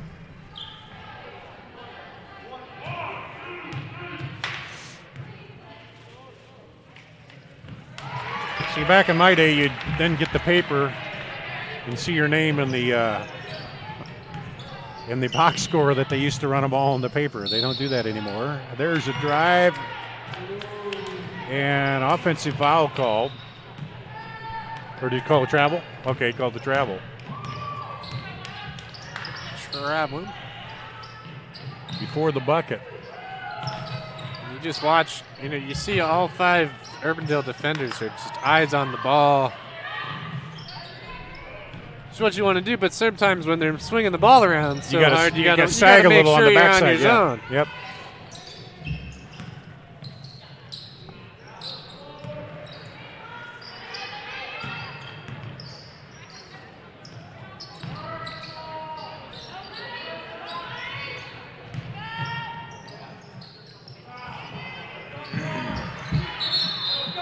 Jump ball. Gotta go. Southeast Polk possession.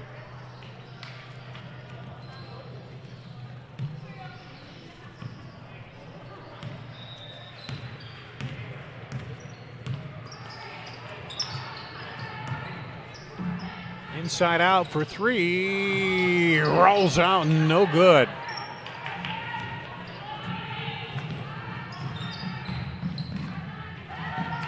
Knocked away, kept alive. Ooh, no good. Rebound to Southeast Polk. Got about a minute left here. Southeast Polk might just there's a 3. See if Urbandale can take one more shot. Looks like they'll play for one. Yeah, but at the same time, if you're getting in the game, put the shots up. Birdwell with it, gets it out, now gets it back. Well, the last time they played, it was 61-23, Southeast Polk. This one a little different, 69-31. And that's going to about do it.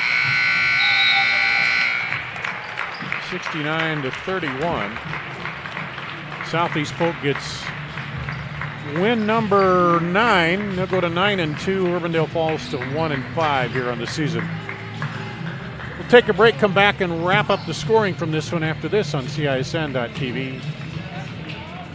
35 years in the automotive industry, I had the opportunity to build on the American dream, just like Henry Ford did over 100 years ago. Introducing the all-new DeArmond Ford Indianola. Like Ford Motor Company, we're a family-led business guided by our core values of hard work, trust, honesty, and integrity. People drive to Indianola to buy Fords. The all-new DeArmond Ford, DeArmondFord.com. Built for America, sold by DeArmond Ford Indianola. Hi, I'm Joe the Car Guy with Westside Auto. I'm excited to tell you about our new lifetime oil change plan. When you purchase our plan, you'll never have to pay for an oil change again. If you get a different car, simply transfer the plan over. If that car's oil needs are different than your original plan, just pay the difference. It couldn't be simpler. You won't have to worry about inflation or prices going up. Give us a call at Westside Auto Pros to get details on the lifetime oil change plan. And remember, when I say lifetime, I mean your lifetime, not just your car's. Hi, I'm Chris from Fireplace Superstore. Fall is upon us and fireplace season is here, and you need one of the brand new Heat and Glow gas fireplace inserts. They're the perfect retrofit for that old wood-burning fireplace that you're not using. You get beautiful flames, you get heat, you get easy operation, and they're all brand new Heat and Glow gas fireplace inserts. Please come see us, Fireplace Superstore, 109th and Douglas in Urbandale. Iowans know that winter means snow, ice, and freezing temps. Severe weather can make the roads downright dangerous. Truck Equipment Incorporated has the toughest work equipment that can stand up to the harshest conditions. Look for Western brand snowplows, quality you can count on. Buy new or utilize our repair services. We'll order new parts for same-day pickup or delivery. And now you can shop from home with our virtual showroom. Go to truckequipment.com today. Here at Southeast Polk, the final 69-31 in the girls' ball game. Southeast Polk over Urbandale. Dar Danielson with you. Run down the scoring unofficially here. 12 for Kelsey Heller for Urbandale. 6 each for Meredith Umland and Josie Birdwell. 4 for Macy Gaskill. 3 for Peyton Otting. And that was the scoring for them. For Southeast Polk, Brooke Woodyard with 24. 19 for Grace Larkins. Brooklyn Daly had 10, but she fouled out with 6:58 to play in the fourth quarter. And then it was 5 for Eva Solsis, 2 for Izzy McCool, 2 for Kylie Cruzy, 3 for J.C. Elliott, and 3 for Stella Charleston. Unofficially the scoring there. 25-4 Southeast Polk after 1, 40-19 at the half, 57-29 after 3, and 69-31 in the fourth quarter. So, Joe, for Urbandale, right after that first quarter got going, that Southeast Polk broke out the press, and then they went on like an 18-0 run, and that was kind of the downfall there for Urbandale in this one. Yeah, that run, I mean, all but put the game away at halftime, because, you know, had Urbandale stayed in that and made that close, we would have had a much closer game through in the fourth quarter, because, I mean, they stuck with them in the second and third quarters. But Southeast Polk just played a real clean offensive game, and they didn't foul too much to send Urbandale to the line besides the first half or the second quarter. But yep, overall good showing from Southeast Polk, and they're going to look to continue this run in the next rated week. Southeast Polk, and they will play, let's see, they play Fort Dodge next. And then it's Hoover for Urbandale coming up next. The 86th Street rivalry there. Yeah. And then, so they go to, what did I say, 9-2. 9-2 for Polk, Southeast Polk. Yep. And 1-5. So, again, double the games there. But anyway, that's the way it went here in this first one. I should have a pretty good one this second one coming up. In the first matchup, it was a, 2-point ball game there. So if it, holds true to what they had in that first matchup, then we should see another tight ball game. 41-43, really low scoring, and yeah. So we'll take a break here. We'll come back and have the second ball game coming up here in just a bit on CISN.TV.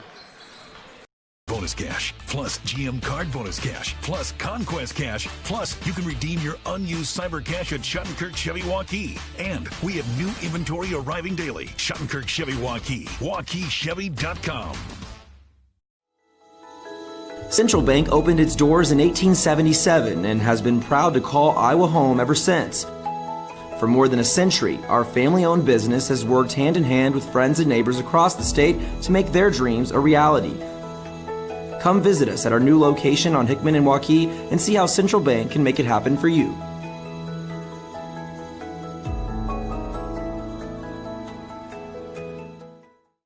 Here's to everyone who believes in competition and good sportsmanship, who knows it's not about the trophies or the medals, but rather the lessons learned.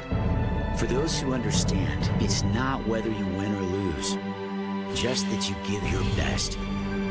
So go ahead, lace them up, take the field, have fun, and play. For the experience, for the memories, for the love of the game. Shields. Hi, I'm Joe the Car Guy with Westside Auto. I'm excited to tell you about our new lifetime oil change plan. When you purchase our plan, you'll never have to pay for an oil change again. If you get a different car, simply transfer the plan over. If that car's oil needs are different than your original plan, just pay the difference. It couldn't be simpler. You won't have to worry about inflation or prices going up. Give us a call at Westside Auto Pros to get details on the lifetime oil change plan. And remember, when I say lifetime, I mean your lifetime, not just your car's. Hi, I'm Chris from Fireplace Superstore. Fall is upon us and fireplace season is here, and you need one of the brand new Heat and Glow gas fireplace inserts. They're the perfect retrofit for that old wood-burning fireplace that you're not using. You get beautiful flames, you get heat, you get easy operation, and they're all brand new Heat and Glow gas fireplace inserts. Please come see us, Fireplace Superstore, 109th and Douglas in Urbandale. Chevy bonus cash, plus GM card bonus cash, plus Conquest cash, plus you can redeem your unused cyber cash at Schottenkirk Chevy Waukee. And we have new inventory arriving daily. Schottenkirk Chevy Waukee, WaukeeChevy.com.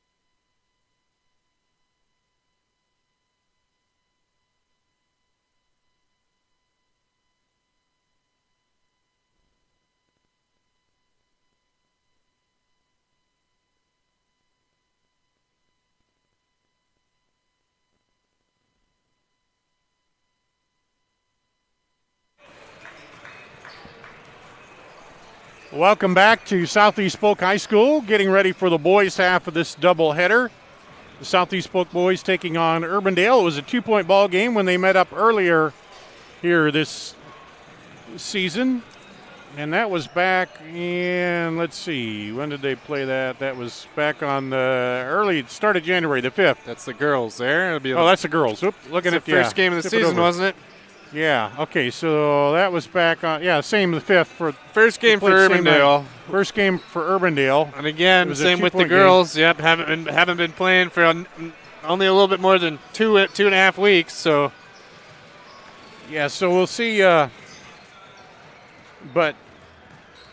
they got to have a little confidence coming out. It was a 2-point loss. You want to come out and maybe turn that around this time, but you got to think both teams as they moved along maybe got a little better, or and developed some more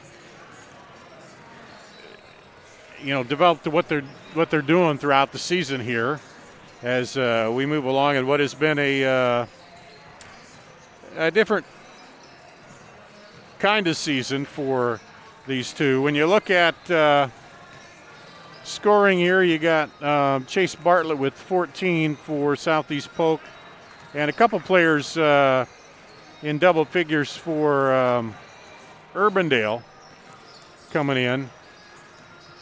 And so we'll see how this goes as we move through it here. And trying to get my lineups run down here.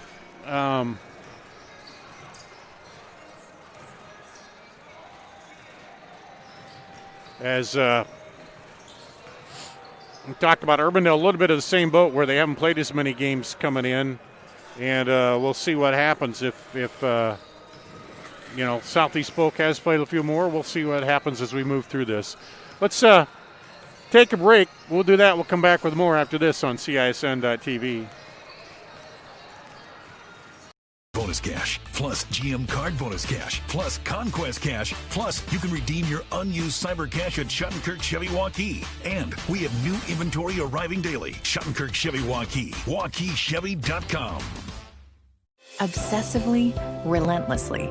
That's what you can always expect, even when faced with the unexpected.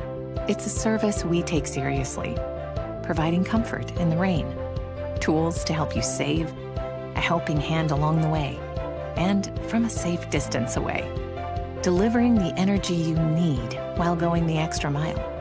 Regardless of the times, our team remains committed to you. Central Bank opened its doors in 1877 and has been proud to call Iowa home ever since.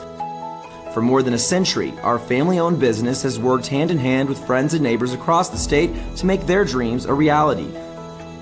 Come visit us at our new location on Hickman and Waukee and see how Central Bank can make it happen for you.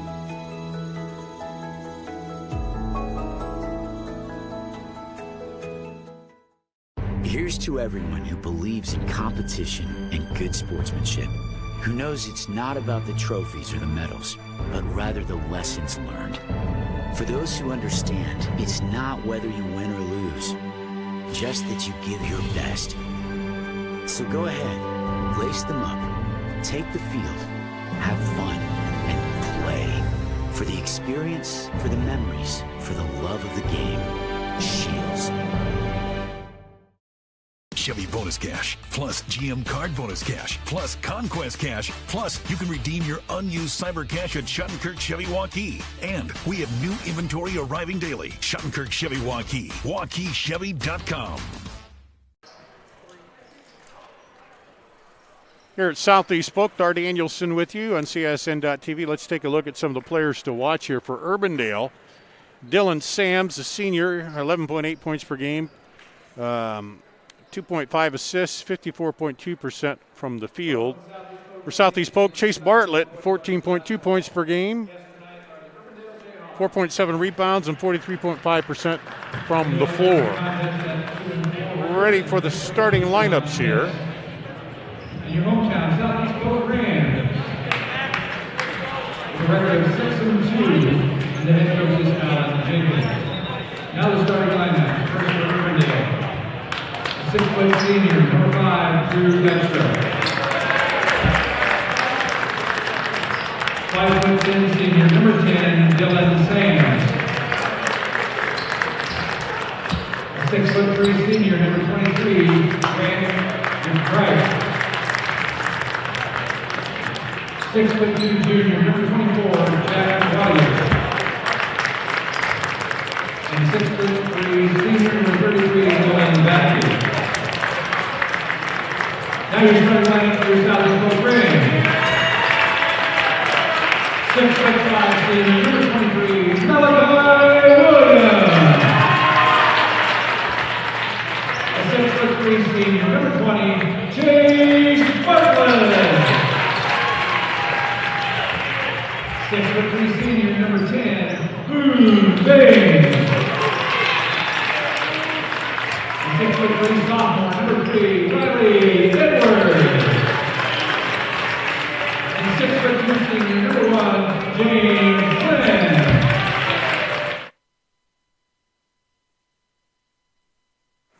Starting lineups here for Urbandale: Drew Dykstra, Dylan Sands, Grant DeCrife, Jack Wadier, and Nolan Bethke. For Urbandale. For Southeast Polk, James Glenn, Riley Edwards, Chase Bartlett, Boone Bain, and Malachi Williams. They're the starters for the Southeast Polk Rams. Urbandale in the reds. Red uniforms, Southeast Polk in the white here. Did we get a height for Urbandale center? 6'5", Dykstra. 6'5", so both centers 6'5" here. Not nobody too big for both of these teams. They listed 6'5", and then they said, Williams they said was 6'6". And then there's like 3 guys at 6'3" for Southeast Polk they listed. If those are the correct heights, I don't know. Right, a lot of length, but no 6'8", 6'9" center. Yeah. Here's Urbandale with it. Inside, looking for some help. Gets it off, no good. The run, Williams with the rebound for Southeast Polk. James Glenn across. And quick hands there by DeCripe, knocks it away. We're seeing Urbandale start out man-to-man defense here. There's a 3, good! Boone Bain opens up the scoring here with the 3, and he's hitting, 37% from three-point range. That's pretty good numbers there for your outside shot. There's a 3 back the other way, no good. Rebound inside, and kicks it back outside to Dykstra. There's DeCrife, back to Dykstra. Round to Sands. As second. Nice good cut there. To Dylan Sands. Dylan Sands split the defense, got right behind him. I would say that, were they in a man or a zone? It looked kind of like a zone. They're coming out in a man and then switching to a zone. Boone Bain, back-to-back 3s here to start out the game for Southeast Polk. Bain will take the zone all day, he says. Sands, bounce pass, baseline jumper, short, and a push underneath on the rebound. He's going to go against Riley Edwards. First foul of the game.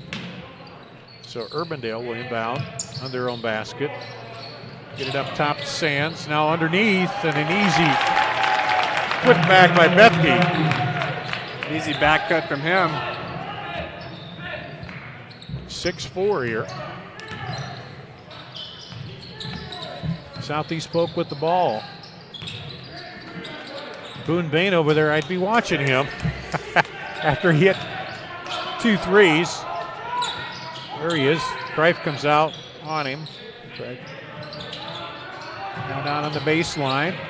Knocked around, and that'll go to Urbandale. Dylan Sands knocked that away, and it went off Southeast Polk and out. And Nolan Bethke was in there on that one. The senior, he's making his second start of the year tonight. Here comes Kirby Schmitz into the ball game as he checks out for Bethke. Urbandale on offense. Rotates it over. Up top to Sands. DeCry. Here's a three. DeCry rattles down. And it's a 1-point lead for Urbandale. Southeast Polk rotates it around, and there's a blocking foul. That might go against Sands, I think. Yep. On Dylan Sands, his first foul of the night on Urbandale. They lob it in. Good open look by Williams, but just rolls off. Here comes Urbandale quickly down the floor. Nice bounce pass in the back cut, but not quite there, a little too low. We have a lot of offense so far.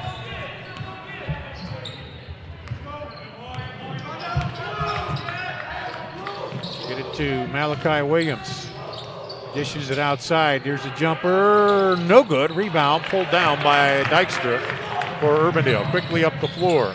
Sands knocked away as he tried to go inside. Schmidt. There's a three. Boom Bay. He's got all 9 of their points. 3 3-pointers. He's a guy you might want to identify, Joe. Yep, they're gonna maybe that switch back to man on him or a box in one zone. He started off hot. Or not sag in so much. They're really sagging off him, it seemed like. Yep, and he's 36% on the year, and he'll knock him down. He's up on the percentage a few ticks there because he's 3 for 3 on the threes. Here's a long three. Good! And that was a heat check, and he's got it going now. That was a Glenn outer space shot there, a John Glenn shot by James Glenn. And it's 12-7. Was that? Okay. A 5. I was confused for a second because they gave the points to Boone Bain on the board. Oh, no. It's nothing but threes here for Southeast Polk in the early going. Inside Schmitz, turn around, up and good. Kirby Schmitz, a nice post move. Yep, the sophomore down there really using his size to his advantage. Bain with it. This time they cover him. Rotated around. Now the drive. They kick it out for three. Good by Chase Bartlett. The 4th three by Southeast Polk. 15-9, a 6-point lead. Been the 5th one, right? 5th three? Yep, 5th three. You're right. 3 by 5 is 15. Yep. Well, and you got to wonder if Urbandale. Here's Schmitz from the elbow. Good second straight basket by him. That was a nice, quick turnaround jumper. He knew where he was going with it, and he didn't hesitate. 4-point lead now. Here's Boone Bain. He's got 3 threes, but DeCrive staying with him now. And there's Glenn. He's got the other 3. On the drive, Bartlett, and pushing foul called. Bartlett also had a 3 too, I guess. And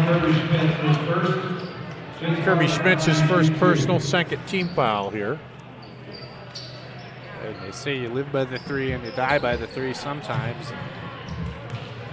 Dylan Sands goes to the free throw line and hits the first. And I'm looking around at Boone Bain at the free throw line, I should say. He's only 3 of 9 from the year. 33%, but he got the first one there. And gets the second.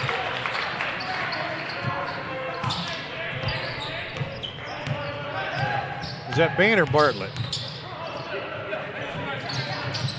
It was 20. It was Bartlett. Okay. I'm trying to figure this out early on. Here we go. Back the other way. Up and good by Cole Falud, who's in the ball game. Timeout Urbandale here. It's a 30-second timeout. We'll keep it right here. So really just Southeast Polk knocking down the open shots right now, Joe. Yep, and you're starting to hear the crowd and the Southeast Polk, the rest of their players starting to get a little bit loud in here. Every once in a while, it's going to just that volume level is just going to jump right on up. We saw that there when Urbandale called a timeout. Everybody on Southeast Polk's bench, including the head coach, they were just hyped up and ready to go. So I think for Coach John Smits, he's got to tell the Jayhawks here, let's contest those shots a little bit more and, not give them those open looks at the three because they're knocking them down right now. They probably can't keep that percentage up forever, but here they come. Here's a long three. No good. Rebound comes off to Boone Bain. That three by Smits, Grayson Smits, knocked away by Kirby Smits, and here we come the other way with it. Top to Dykstra.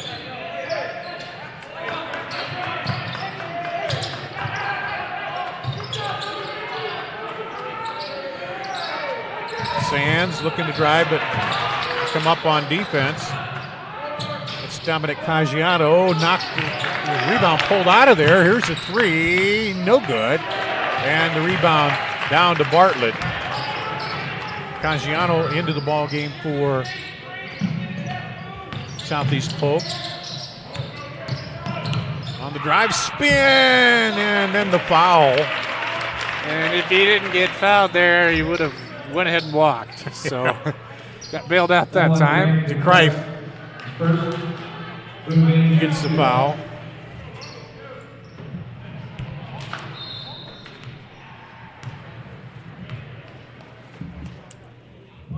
And the free throw up and good.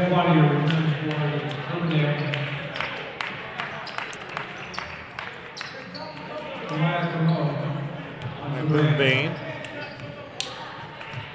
gives him 10 already. He's got 3 threes. Make it 11.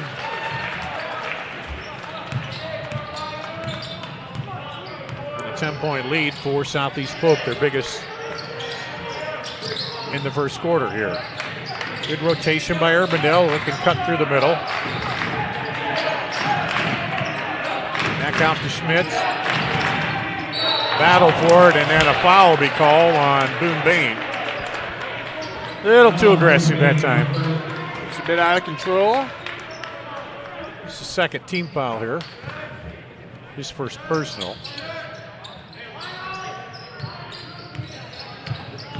Cripe against Bain. Looking for some help. Gets it off to Dykstra. Let's see if they attack or play for one. Knocked away from behind. Up and Bain. We'll call that one a layup. Yeah. I don't know if he was going to try to dunk it, but he just pushed it over the top. So he's got a 3, a 2, and 2 free throws here for a 13-point first quarter for Boone Bain right now. Clock winding down. They're going to get it off. No. So it'll be 23-11. Southeast Polk after first quarter in what's been a fast one here on CISN.TV.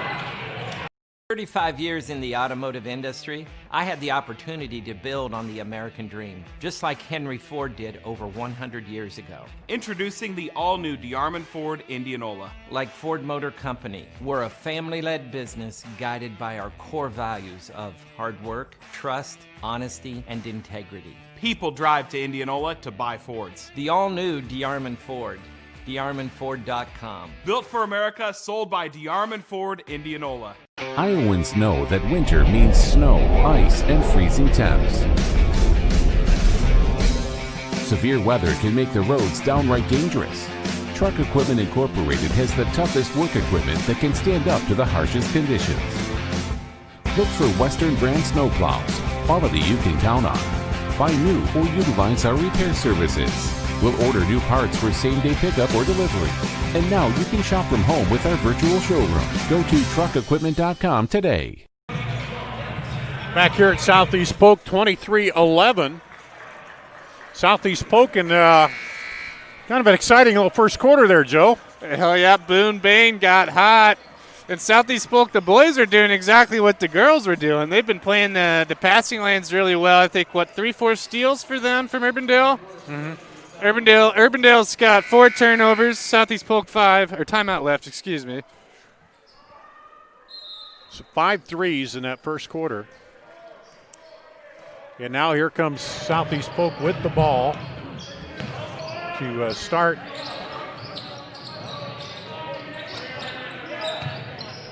the second quarter. Shot up, no good. Rebound ripped out of there. And the 3 is airballed, and Urbandale comes away with it. And then a blocking foul called on Southeast Polk.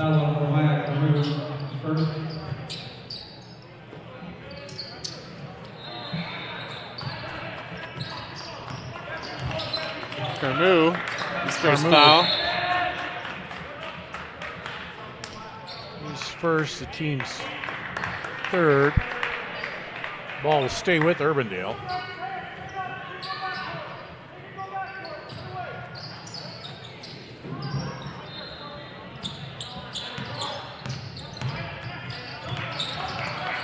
Into the post. Good back cut. He can't, just a little high on the pass. Now, nice look. Nice find. I think they're going to want to get Kirby Schmitz more involved down low because he's just got size down there that Southeast Polk doesn't have. 6 points. Turn around, no good, and Schmitz will get the rebound that time. As you say, that size, he gets fouled. Yep, he got fouled because he's just too big to go over the back for Casiano.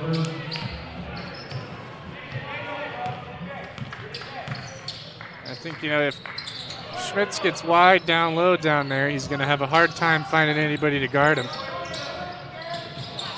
Another back cut from Urbandale. This one just tipped. Again, that's about the 5th time that's worked on offense for them. Malachi Williams back in for Southeast Polk along with James Glenn.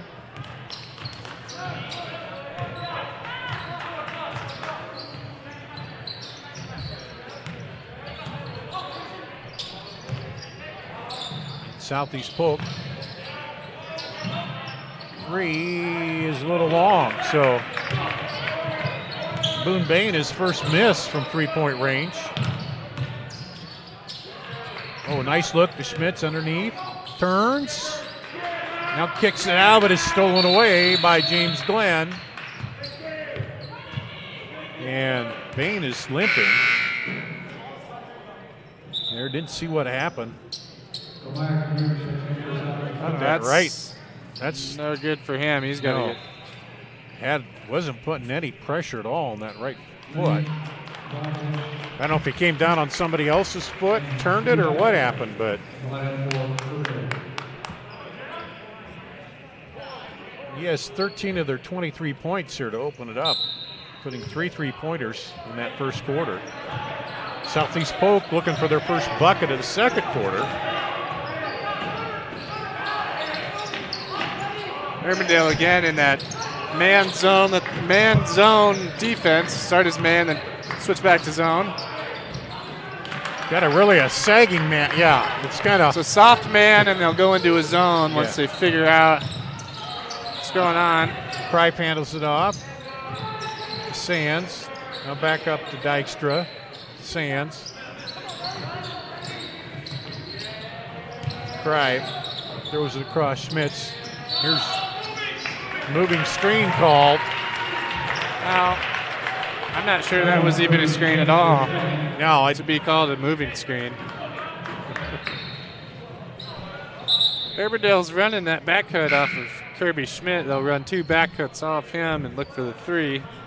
And he didn't look like he made contact with the defender, did he? I don't think he was picking there. He was just in the way. Yeah. Just run a little interference, but Knocked away. Quick hands by Dykstra.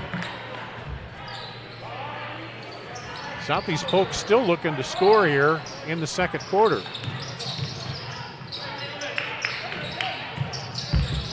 On the drive, Carmu kicks it out. Three, good by Riley Edwards. So he joins the three-point barrage. That's what, the fourth different Ram? They had 5 threes in the first half, or first quarter.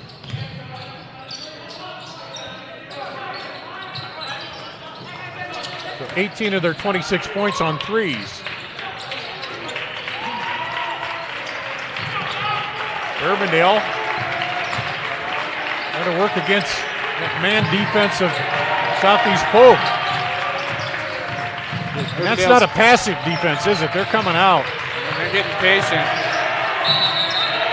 And he steps on the baseline. Crowd applauding that defense. They're really coming up tight, aren't they? Yeah, and I think Southeast Polk's coach, he really got them, get them going. Your guys have played defense for a good 40 seconds. You got to reward that. Carver with it and lifted up his pivot foot. Glenn looked at the three with the fake and decided to drive, but he slid the pivot foot.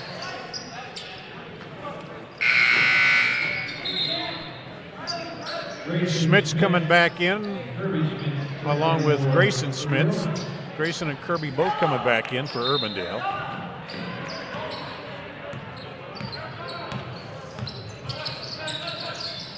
Here's Grayson. Kripe over to the left side to Dykstra. They'll rotate it back around for three. Good and one. The foul by Carmu. Grayson Schmitz.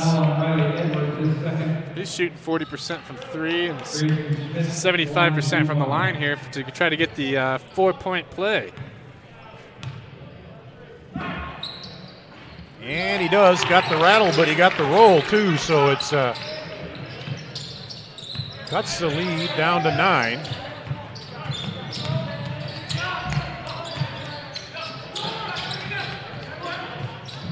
Quick out for three. Glenn, no good. Rebound pulled down by DeCry. Urbandale pushes it up. Schmitz. Back out to Schmitz for three again. This one won't go. Maybe he might have been able to sell that one and gotten another foul on the closeout. Had a good look at it. Bounce pass on the baseline. Oh, goes around and get it down there, but there'll be a foul called as Bartlett came up with it, but Grayson Smith. Got it now. Carmu will inbound it right in the middle, kick back out to Glenn. Glenn drives, gets it off, and nice look. That's the way to keep your head up while you're driving, and Malachi Williams gets the bucket.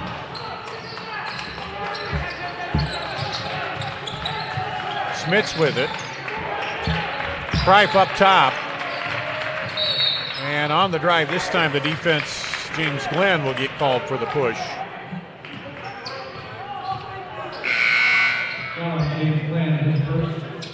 So that's the sixth on Southeast Polk. One more and Urbandale will be in the bonus. Yep, and you got 3 minutes left in this half. That'd be Urbandale wants to get in that bonus, slow the game down, and chip away at this lead.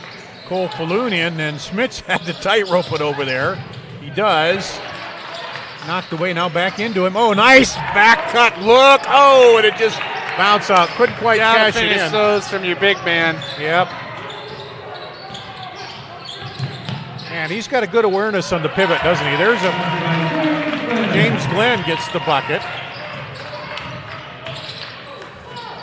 And lead back up to 13. Urbandale chipped it away a little bit. Now the Kripe up and rolls off. Urbandale got a lid on the basket here now the last couple minutes.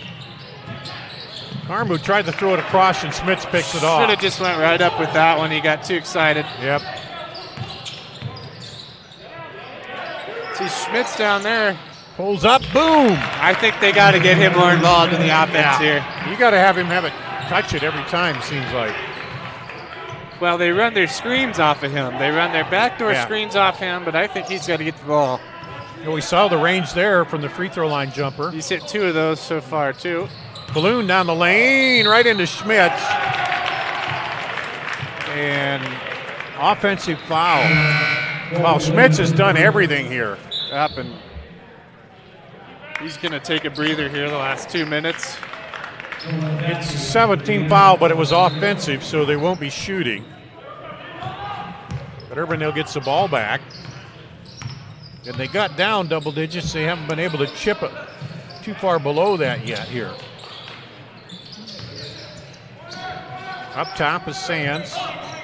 Schmitz picks it back to Sands for 3. No good. Rebound pulled down by Bartlett. Southeast Polk going to run. The Glenn for 3. No good. Dykstra rebounded. Baseline fake, spins up and good right over through the defense of Glenn. He got the nice shooter's roll too with the finger roll on the rim. Dylan Sands with the pretty move. There's a 3, no good. Rebound is pulled down, he gets fouled.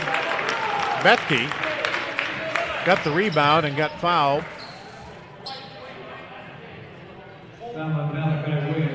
By Malachi Williams, his first, and that'll be the 8th team foul. So Urbandale will shoot on every foul here in the last. Bethke to the free throw line. What's he doing there so far? He has not taken a free throw so far. Well, and he hits the front end of a 1-and-1 to start out his season. And this last minute here could be big for Urbandale to cut this lead. If they could get this lead down to 5, I think they'll be real happy going into half. Yep, there's another free throw. They got her down to 7. Get the ball back here. Bounce pass down on baseline. Williams. They might be holding for 1. Outside to Glenn. Williams bounce inside.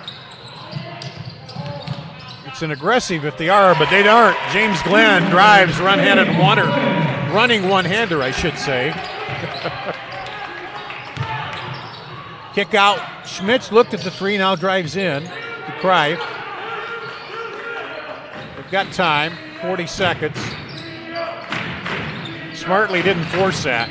We hear the audience getting into it a little bit again. A few Urbandale fans here. And Balloon, kind of a silly foul there. That sends him to the line. For the 1-and-1 for Grayson Schmitz. And what's he been doing on the season so far? 75% free throw shooter, is that right? Yep, there you go. And he gets that one. 12 to 16, so he's one of their better guys from the line. It's the front end of the 1-and-1 there. Gives him 5 points. Oh, he had that 4-point play, didn't he, earlier? That's right. Back down to 7 again here for Urbandale. Urbandale came out there with 4 guys pressing. Southeast Polk didn't see they had 2 wide open players under the hoop on the opposite side. So it looks like Southeast Polk might play for 1 now, under 10 seconds. Carbu with it. Drives, kicks underneath, and offensive foul. As Bethke steps in and takes it. Now, do you advance the ball with the timeout here? Is that how? No, you can't. No advancing the ball? Not in high school. You got time, though. 4 seconds. 3. Kick it out for 3. Good! Dykstra at the buzzer. Makes it a 4-point ball game. Wow. That's exactly, Joe, what Urbandale wanted. Yep, right what they needed, a timely 3. 6 seconds is an eternity when all you need is 1 shot, and worked it down in the lane, and Dykstra knocked it down. All right, 32-28 at the half. We'll take a break, come back, check out the scoring, and have a special guest coming up after this on CISN.TV. 35 years in the automotive industry, I had the opportunity to build on the American dream, just like Henry Ford did over 100 years ago. Introducing the all-new DeArmond Ford Indianola. Like Ford Motor Company, we're a family-led business guided by our core values of hard work, trust, honesty, and integrity. People drive to Indianola to buy Fords. The all-new DeArmond Ford, DeArmondFord.com. Built for America, sold by DeArmond Ford Indianola. Hi, I'm Joe the Car Guy with Westside Auto. I'm excited to tell you about our new lifetime oil change plan. When you purchase our plan, you'll never have to pay for an oil change again. If you get a different car, simply transfer the plan over. If that car's oil needs are different than your original plan, just pay the difference. It couldn't be simpler. You won't have to worry about inflation or prices going up. Give us a call at Westside Auto Pros to get details on the lifetime oil change plan. And remember, when I say lifetime, I mean your lifetime, not just your car's. Hi, I'm Chris from Fireplace Superstore. Fall is upon us and fireplace season is here, and you need one of the brand new Heat and Glow gas fireplace inserts. They're the perfect retrofit for that old wood-burning fireplace that you're not using. You get beautiful flames, you get heat, you get easy operation, and they're all brand new Heat and Glow gas fireplace inserts. Please come see us, Fireplace Superstore, 109th and Douglas in Urbandale. Iowans know that winter means snow, ice, and freezing temps. Severe weather can make the roads downright dangerous. Truck Equipment Incorporated has the toughest work equipment that can stand up to the harshest conditions. Look for Western brand snowplows, quality you can count on. Buy new or utilize our repair services. We'll order new parts for same-day pickup or delivery. And now you can shop from home with our virtual showroom. Go to truckequipment.com today. Welcome back to Southeast Polk. We're at halftime of the boys' game here, 32-28. Dar Danielson with you. And the first game tonight, the girls win 69-31. Joining us is the head girls coach, Tracy Daly. And thanks for joining us, Coach. And, well, you got started out with that press and kind of got that lead built, but then it seemed like you got a little aggressive and got a few too many fouls there. You probably we sure did. Probably not exactly what you wanted there, was it? Yeah, I definitely took credit for the second quarter. I think I gave up 6 myself. But, I think we were playing aggressive. I think it was, pretty tightly called, and I think that we needed to adjust, and I think we did in the second half. This has been, you've been able to get in a few more games here than Urbandale has, almost double, and you've been fairly lucky in that, it seems like, in this type of season. And that's a big key, too, isn't it, in keeping the kind of a momentum and kind of a rhythm? And yeah, and I think the biggest thing for us is we'd take whoever we could get. There was a point where we started out with Mason City, and then we were shut down for a while. And right when we got the okay, I think we played 4 games in 5 days or 3 in 4 days, and we were just kind of reaching out to whoever. I think the tricky part is when you start to get selective about who you will and won't play, and we'll play anybody right now just to get some games in. We see the things that happen here on the bench and during the game to kind of adjust. Is there much you do in practice, or how do you handle that in adjusting and trying to keep all the protocols in that? Right. Well, it's hard. It's real hard. We wash the balls every day. We hand sanitize about every 10, 15 minutes. We wear masks all the time in practice. The games are the bright spot where you can take your masks off. But other than that, we have masks on all the time. So it's definitely different. I think, we're usually a team that talks a lot and communicates really well, and I think the masks have definitely hindered that a little bit. So it's something we have to continue to work on. Yeah. You can tell for somebody like me who likes to talk a lot, it is, yeah. But it seems like from what I've seen in just every sport so far, it's just getting out there and getting to play and be with your teammates is one of the good things that has kind of helped, these athletes because when you're out of school and you have to do that online, that interaction is a big part of everything, isn't it? Absolutely. I think kids are social people anyway. I think we all are. So when you take that away, it's real tough. And I think, coming to practice every day, we really try to focus on, no one wants to wear a mask, no one wants the protocol, but to be able to say, you get an opportunity to be in the gym, especially when kids, we were in a hybrid and some kids were home and you couldn't go to school. And there were a lot of things that you can't do, but you do get the opportunity to practice every day and compete. And I think that's something to be grateful for. I've seen a few. I've seen Johnston and Waukee, and as with the CML, there's a lot of good teams here again. And yep. So what do you focus on as you look toward obviously the postseason and getting to Wells Fargo is one of the keys, but what are you looking on to build in this season as you move through? Right. I think we had a big gut check about a week and a half ago when we played Johnston.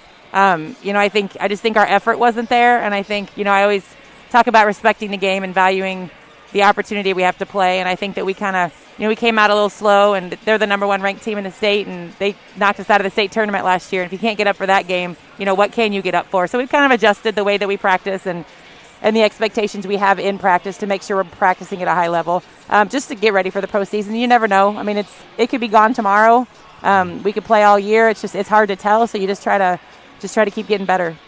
Yeah, I saw them that Johnson-Waukee game came down to like one or two possessions where it was a turnover, a missed shot, and that's kind of going to be the way it is this year, isn't it? I think. I would think so. Yeah, I think there's going to be a lot of tough games going down this stretch. Hopefully, everybody can stay healthy and everybody can continue to play, throughout the postseason. But yeah, I definitely think it'll be a tight run for sure. All right. Well, we appreciate you taking a little time to talk with us here, and congratulations on the win. And then you have Fort Dodge on Tuesday. Yep. Coming up, and what do you see out of them? Well, we saw some film on them when we were preparing for Urbandale, and they've definitely gotten a lot better. They were up 14-2 on Urbandale to start the game at Fort Dodge, so they're definitely a different team, and they're definitely have improved since last year.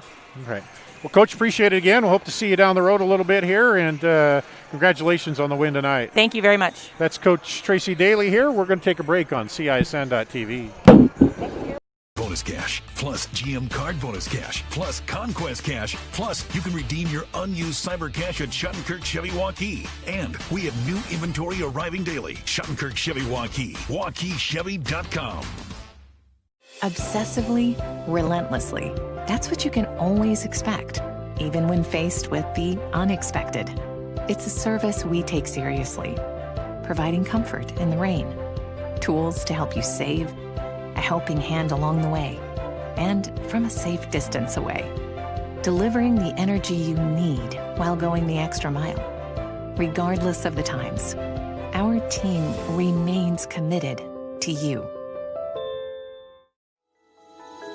Central Bank opened its doors in 1877 and has been proud to call Iowa home ever since. For more than a century, our family-owned business has worked hand-in-hand with friends and neighbors across the state to make their dreams a reality. Come visit us at our new location on Hickman and Waukee and see how Central Bank can make it happen for you.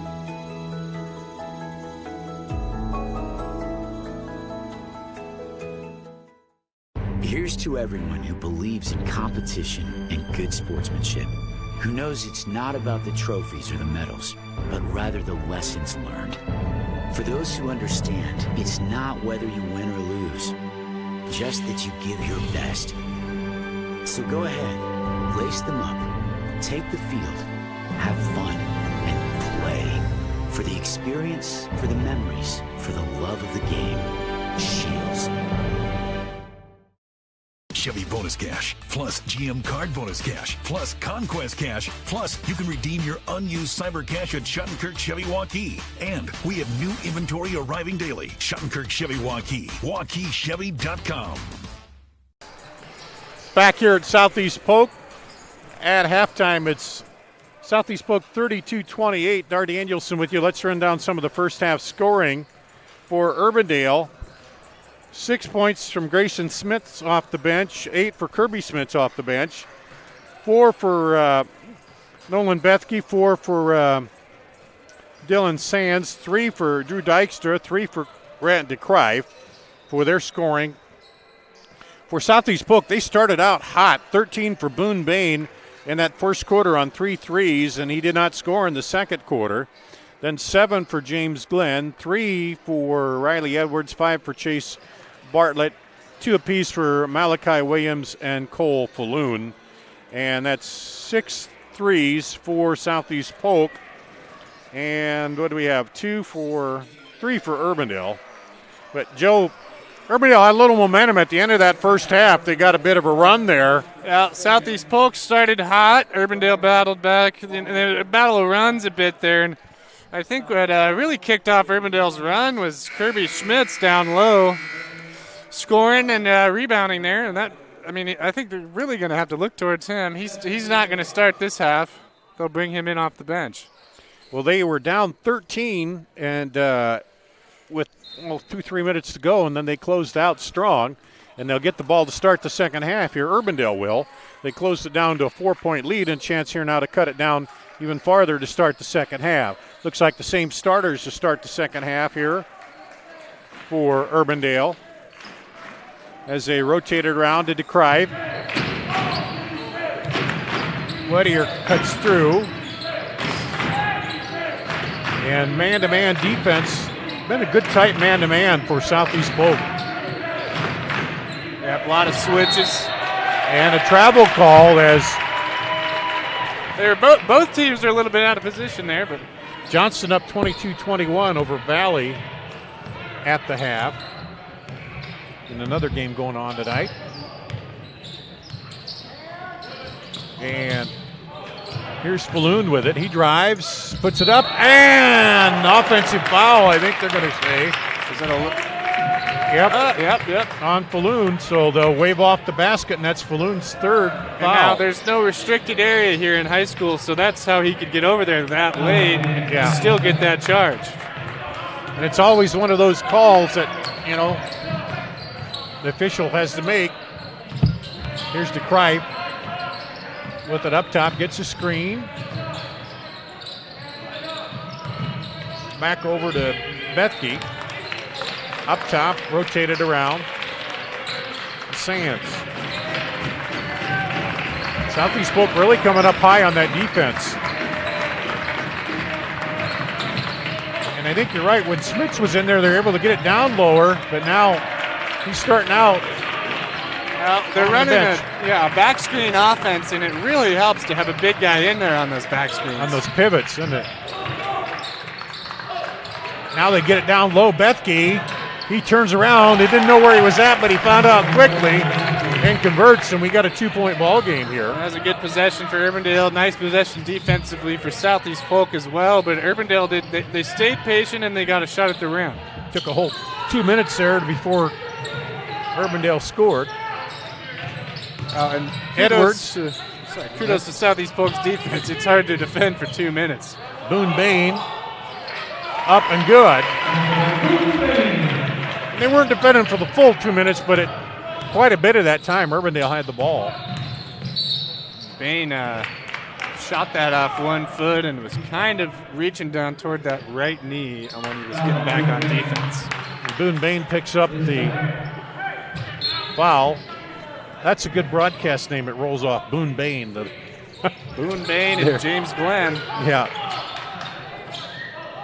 Outside, and there's offensive foul. A push is going to be called on DeCrive. Yeah, their defense is really looking strong.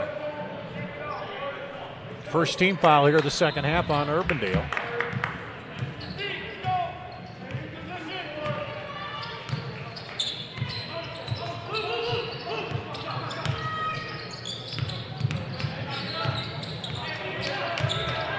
Dribbling across the top, over the left side.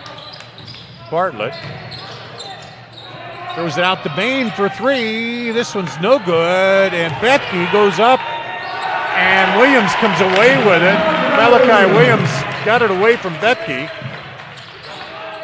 And it's 4 straight for Southeast Polk. They're up by 6. That'll lead his biggest 13 in the second quarter. Now there's a little that high post action for Bethke, and he goes in, and then he gets fouled. Draws the foul. Another collision there with Bain, and you got to wonder how his knee's feeling. Bartlett with the foul. Third team foul on Southeast Polk. Now are Schmitz brothers there? Is this the Schmitz brothers? Grayson and Kirby? I am not sure exactly. I'll have to check on that. Drive, the runner is good by Drew Dykstra. Back to a 4-point advantage for Southeast Polk. These teams played a 2-point game that Southeast Polk won in the first, meaning that 3 is off just a little bit. Comes out Dylan Sands. He'll take it all the way down, gets it blocked partially. There on a good recovery by James Glenn. There's Bartlett for three, no good. Rebound comes down to Dykstra. Coach might have wanted him to hold on to that one a little longer. Oh, they tried to go down to Smits, but it was not a good pass, and it was knocked away by Southeast Polk. Glenn's directs a little traffic. Now they rotate it back around. Over to Malachi Williams, and Urbandale gets it back.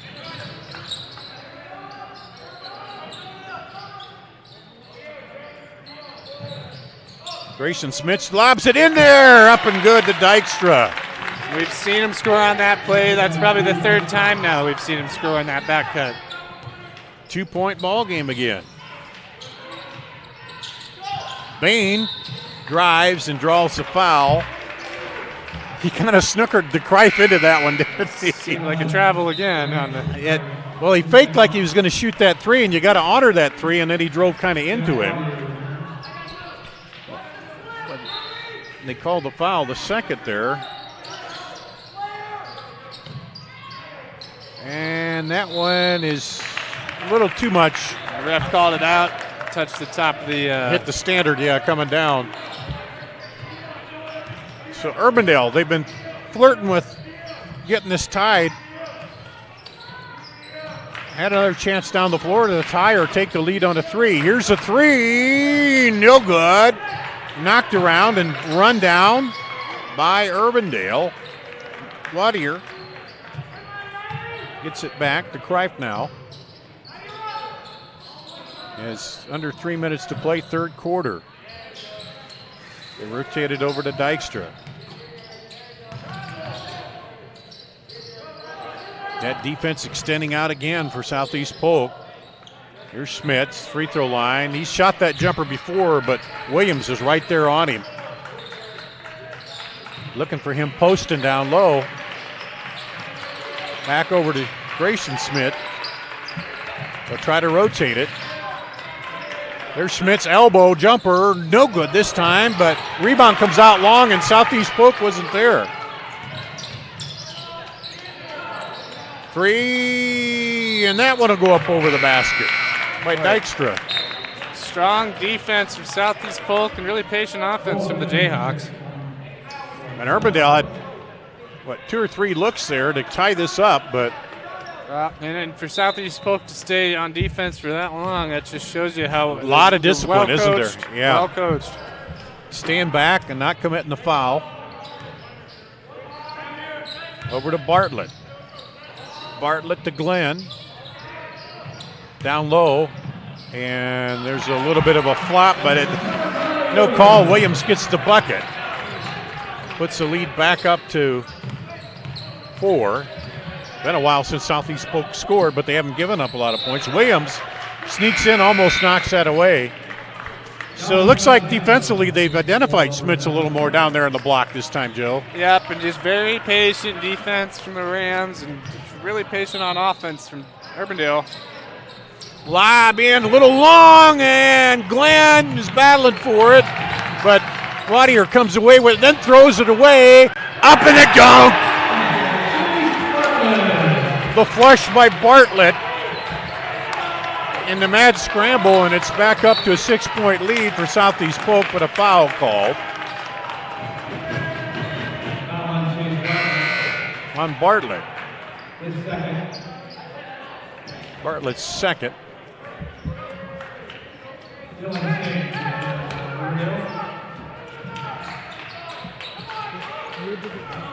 And Dylan Sands back in there now for the Jayhawks. Had it down to 2 in several attempts, but couldn't get it below that. Couldn't tie it or take the lead. Missed 1 3 in that set, too. Here's a 3. No good. Long rebound comes out to Falloon. Right side with it, Edwards. And gets it into Caggiano. He puts it up and good.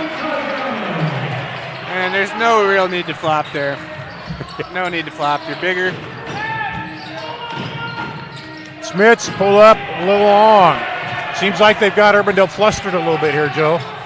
Yep, the patience has paid off on defense.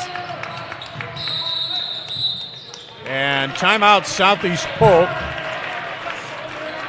They're going to take a 30, so we'll keep it right here. And you say it over and over, and it sounds,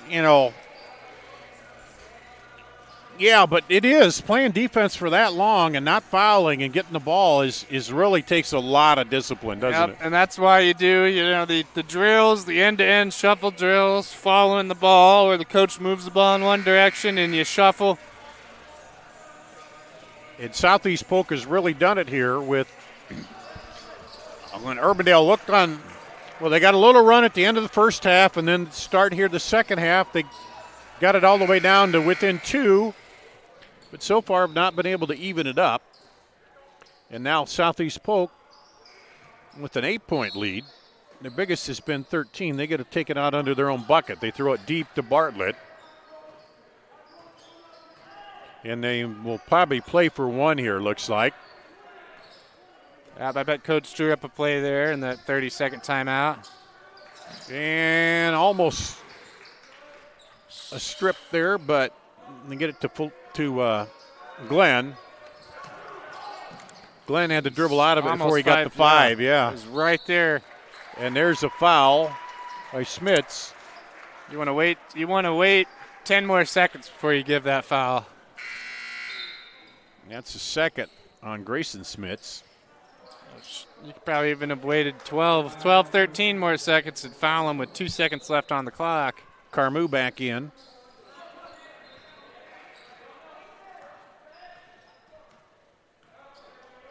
And here's Glenn. Looks underneath Carmu. Now dishes it off to Caggiano. Isn't going to go. Put back. No. At the buzzer. So we'll go to the fourth quarter with an 8-point ball game here on CISN.TV. 35 years in the automotive industry, I had the opportunity to build on the American dream, just like Henry Ford did over 100 years ago. Introducing the all-new DeArmond Ford Indianola. Like Ford Motor Company, we're a family-led business guided by our core values of hard work, trust, honesty, and integrity. People drive to Indianola to buy Fords. The all-new DeArmond Ford. DeArmondFord.com. Built for America, sold by DeArmond Ford Indianola. Iowans know that winter means snow, ice, and freezing temps. Severe weather can make the roads downright dangerous. Truck Equipment Incorporated has the toughest work equipment that can stand up to the harshest conditions. Look for Western brand snowplows, quality you can count on. Buy new or utilize our repair services. We'll order new parts for same-day pickup or delivery. And now you can shop from home with our virtual showroom. Go to truckequipment.com today. Back here at Southeast Polk, we go to the fourth quarter. Southeast Polk leading by 8. They'll start with the ball. They're in the white. Urbandale in the red. Dar Danielson, Joe Danielson with you here on CISN.TV. Urbandale made a run, got it down to 2. Couldn't get it over the hump, and now Southeast Polk. Here's out for 3, rims out, no good. And then Urbandale a little late on reacting there, and it's going to go back to Southeast Polk. As the game clock runs down, these 50-50 balls are going to be more and more important. Throw it out long. Here's Glenn. Lobs it over. Back around. Carmu with it. Now looks like Southeast Polk with this zone, they're going to just be patient here. With the lead, going to make Urbandale try to come out a little bit. Throw it across to Bartlett. Back out. Going to try to make Urbandale pull out of that zone, I think. Skip it over the top. Oh, try to go inside to Bartlett, and Bartlett saves it. No look pass, up and good. And the official said no foul. It was just a touch, and Williams with the bucket. Yeah, strong finish, no foul. Was able to fight through the contact. Urbandale offense has been real slow, and they need to find some baskets quick. Back up to 10 here in the fourth quarter. Timeout called by Urbandale. Looking to get Schmitz back in there. Yep. And they're going to just stay with the 30. That's a good timeout, a good momentum timeout here with 6:30 left. You mentioned it, Kirby Smith, when he came in there, he gave him the pivot on offense, and then he also kind of holds his own ground there on defense on the rebounds, too. He does a little bit of everything. Yeah, I mean, he's the biggest guy on the floor when he's out there. And he shows a good soft shooting touch, too, around the lane, doesn't he? Yep, and no hesitation, quick with the pull-up. So the strategy here, you talked about it, they got to score. You got to maybe work it around a little faster against this defense. Foot on the gas a little bit because a minute-long possession, even if you do score, it's going to hurt you in the end. Because they got him into the bonus in the first half, but just 4 fouls here in the fourth quarter, team fouls on Southeast Polk. There's Smits looking, inside, and wasn't quite ready for that one off of Smits. And here comes Southeast Polk. And they've been content, too, Urbandale's extended that zone out a little farther. Driving, runner, no good. Rebound off the Edwards miss. Here comes Dykstra. Tries to throw it across, but picked off by Glenn. And I almost thought he traveled when he looked back, but he draws a foul. Well, and if you're going to foul him there, foul him hard enough that he can't make the basket. Dylan Sands with the foul. That'll be his second, team's fourth. Send Glenn to the line. He has not shot a free throw, has a 3 and 2 twos. 7 points, all those in the first half. And hits the free throw. He's at 83.3% on the year, 20 of 24. So he usually collects when he goes to the charity stripe, and he does 2 here. And the lead up to 12. The biggest lead was 13 in the first half, but now they built it back up to 12. That means Urbandale has some work to do. Smits to Smits. Backs in, little baby hook, no good. And the rebound comes off. I don't know if that was a hook or a push shot. Either way, he went with the right hand, but did not go. Kick it out. Now Glenn. Southeast Polk's turn to be patient here. Yeah, just be real patient. They got double stacked there on the free throw line with Williams and Edwards. Camus with it outside. Urbandale's going to have to, they're going to have to get up and guard here. 5 minutes left. They've extended that zone, but not enough to really cause much pressure. As well as Southeast Polk is passing, either going to have to stay extend or go to man. Which looks like that's what they're doing now. They're going to man-to-man defense. They've switched over. Carmou's left out there wide open, and then foul was called on Grayson Smith.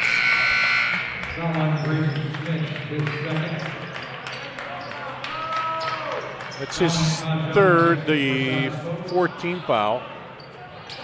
Or make it 15 foul on Urbandale. We talked about their patience on defense, but they're really showing it on offense now too, Joe, with Southeast Polk. Yep, completely changed gears here. Drive, the pop and the rattle and the roll, and it goes down for Riley Edwards. It's devastating on defense, and you play hard D for a good 50 seconds and then give up a jumper. And stolen away by Bartlett. And he tells Glenn just to bring it up slowly. Glenn lost the handle, but gets it to Caggiano, who gets fouled.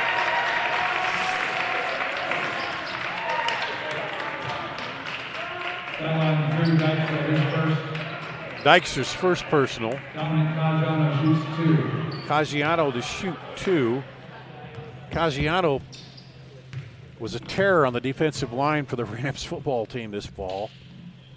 Here he goes to the line and hits the free throw. And you see that sometimes. The football guys, they might not have the height, but he's got the upper body strength to bang down low. Yeah, and they're not going to push him off down there, and And that time he got the ball in between a couple guys who went up. Here he gets the second free throw. He's got 4 points. The lead now up to 16 for Southeast Polk. It's been a while since Urbandale scored. And the drive finally by Drew Dykstra. That's their first bucket of the fourth quarter, halfway through almost. And timeout. Yeah. We'll take a break here on CISN.TV. Aggressively, relentlessly. That's what you can always expect, even when faced with the unexpected. It's a service we take seriously, providing comfort in the rain, tools to help you save, a helping hand along the way, and from a safe distance away. Delivering the energy you need while going the extra mile. Regardless of the times, our team remains committed to you. Hi, I'm Joe the Car Guy with Westside Auto. I'm excited to tell you about our new lifetime oil change plan. When you purchase our plan, you'll never have to pay for an oil change again. If you get a different car, simply transfer the plan over. If that car's oil needs are different than your original plan, just pay the difference. It couldn't be simpler. You won't have to worry about inflation or prices going up. Give us a call at Westside Auto Pros to get details on the lifetime oil change plan. And remember, when I say lifetime, I mean your lifetime, not just your car's. 4:06 to play in the ball game, and Urbandale just got their first bucket here of the fourth quarter, Joe. So that defense has just been tough as nails for Southeast Polk. And this is the quarter when that defense counts. This is where all those hours in the gym pay off. Fourth quarter. And now taken away by Urbandale. Throw it up top to Schmitz. On the drive, looking. Now he steps through. Nice move by Dylan Sands. And Urbandale's going to come out in the pressure. Full court man.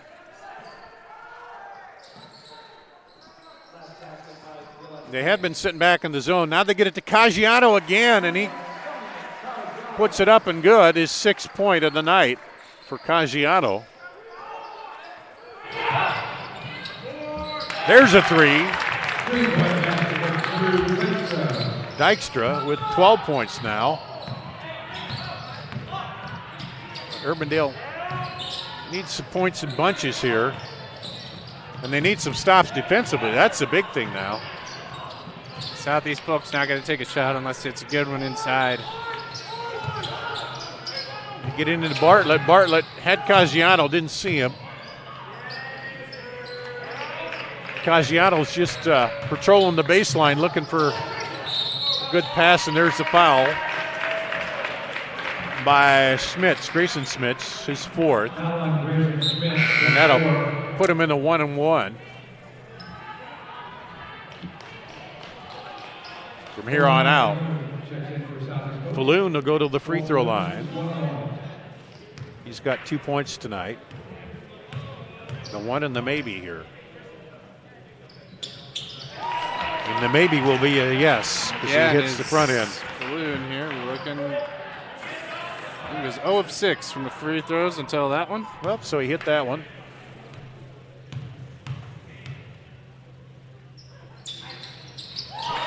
And he gets the second one. Lead back up.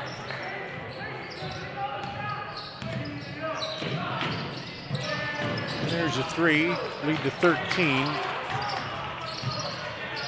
It's not a great possession, but what more could you do there? Yeah. Got to try to score in a hurry, and there's a foul by Dykstra. We talked about it. We talked about in the girls' game. They spread the ball so well, Southeast Polk, and the boys are doing that the same thing here. This is who Urbandale will want to have at the line. Kamui has not attempted a free throw so far.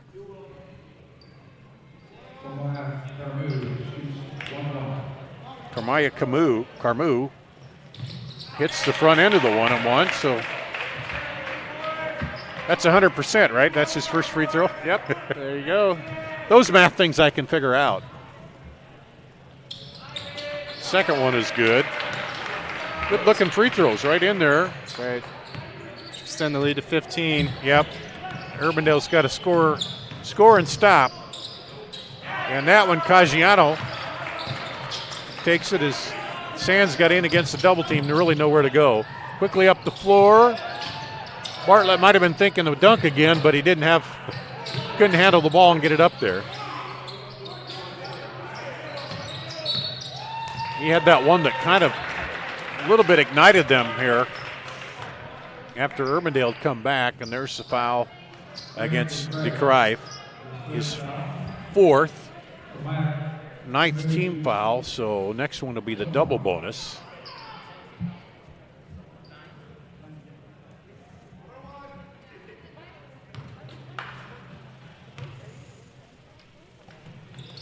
Nope, missed that one, so 2 of 3. Urbandale pushes it. DeCrive for 3, slapped out of there. Schmitz. And as it knocked away on the floor, they get a timeout. They do. As Sands goes down. Jump ball, no timeout. No jump ball, no timeout. They're going to jump. Okay. Remain Urbandale. And now Urbandale will get a timeout, a full timeout. So we'll take a full break here. Come back after this on CISN.TV. Hi, I'm Chris with Fireplace Superstore. Fall's upon us and fireplace season is here, and you need a new Heat and Glow high-efficient gas direct vent. These are ideal for your new construction project, for your remodeling project, or for removing your old wood-burning fireplace and replacing it with a new Heat and Glow high-efficient gas direct vent. Come see us today at Fireplace Superstore, 10820 Douglas in Urbandale. Central Bank opened its doors in 1877 and has been proud to call Iowa home ever since. For more than a century, our family-owned business has worked hand in hand with friends and neighbors across the state to make their dreams a reality. Come visit us at our new location on Hickman and Waukee and see how Central Bank can make it happen for you.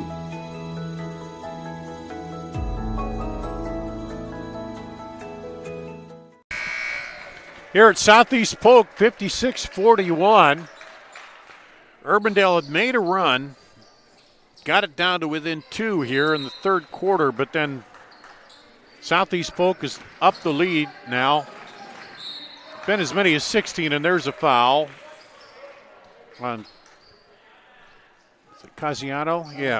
It'll be his second. Just the 15th foul here on Southeast Polk.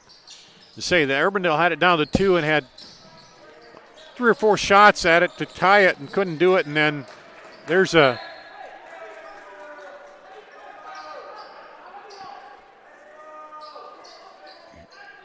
must have been touched by Southeast Polk. It was a pass that went awry, but now into Schmitz and taken away up ahead. Bartlett to Camus, now knocked away. Nice. Back into Falloon, and he gets it to go. Well, and that's going to go. That'll probably put this one a bit out of reach here. The charge taken. Yep. 17-point lead. And that's the 5th on Grayson Schmitz. So he'll foul out with 6 points. But, man, just the hustle there, Joe. And like on that play, you got 3 guys down the floor and just hustling all over here. And they just had a spark after Urbandale came back and had a chance to tie it. And they came back, and then Southeast Polk has really just locked down for these last 5 minutes of this fourth quarter. Drive kicked out to Falloon. Now he'll drive in. Dish off underneath Caggiano, or excuse me, that's Falloon. And he gets fouled. See the Southeast Polk bench is clear after this free throw. Get them in. Bethke with the foul. And it'll be double bonus here for Falloon. Hits that one.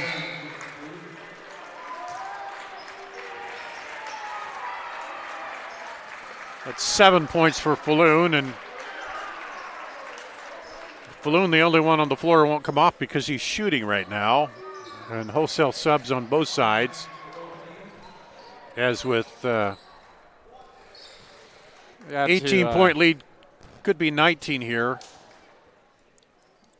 Both teams saying, okay, Not going to be a chance we're going to come back. To assume that 12 Caleb Daniels is a football player for the Rams there. Mm-hmm. Yep.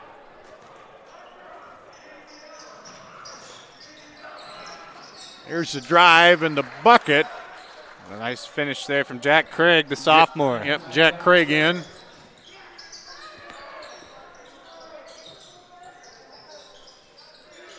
Under a minute to play. And knocked out of bounds.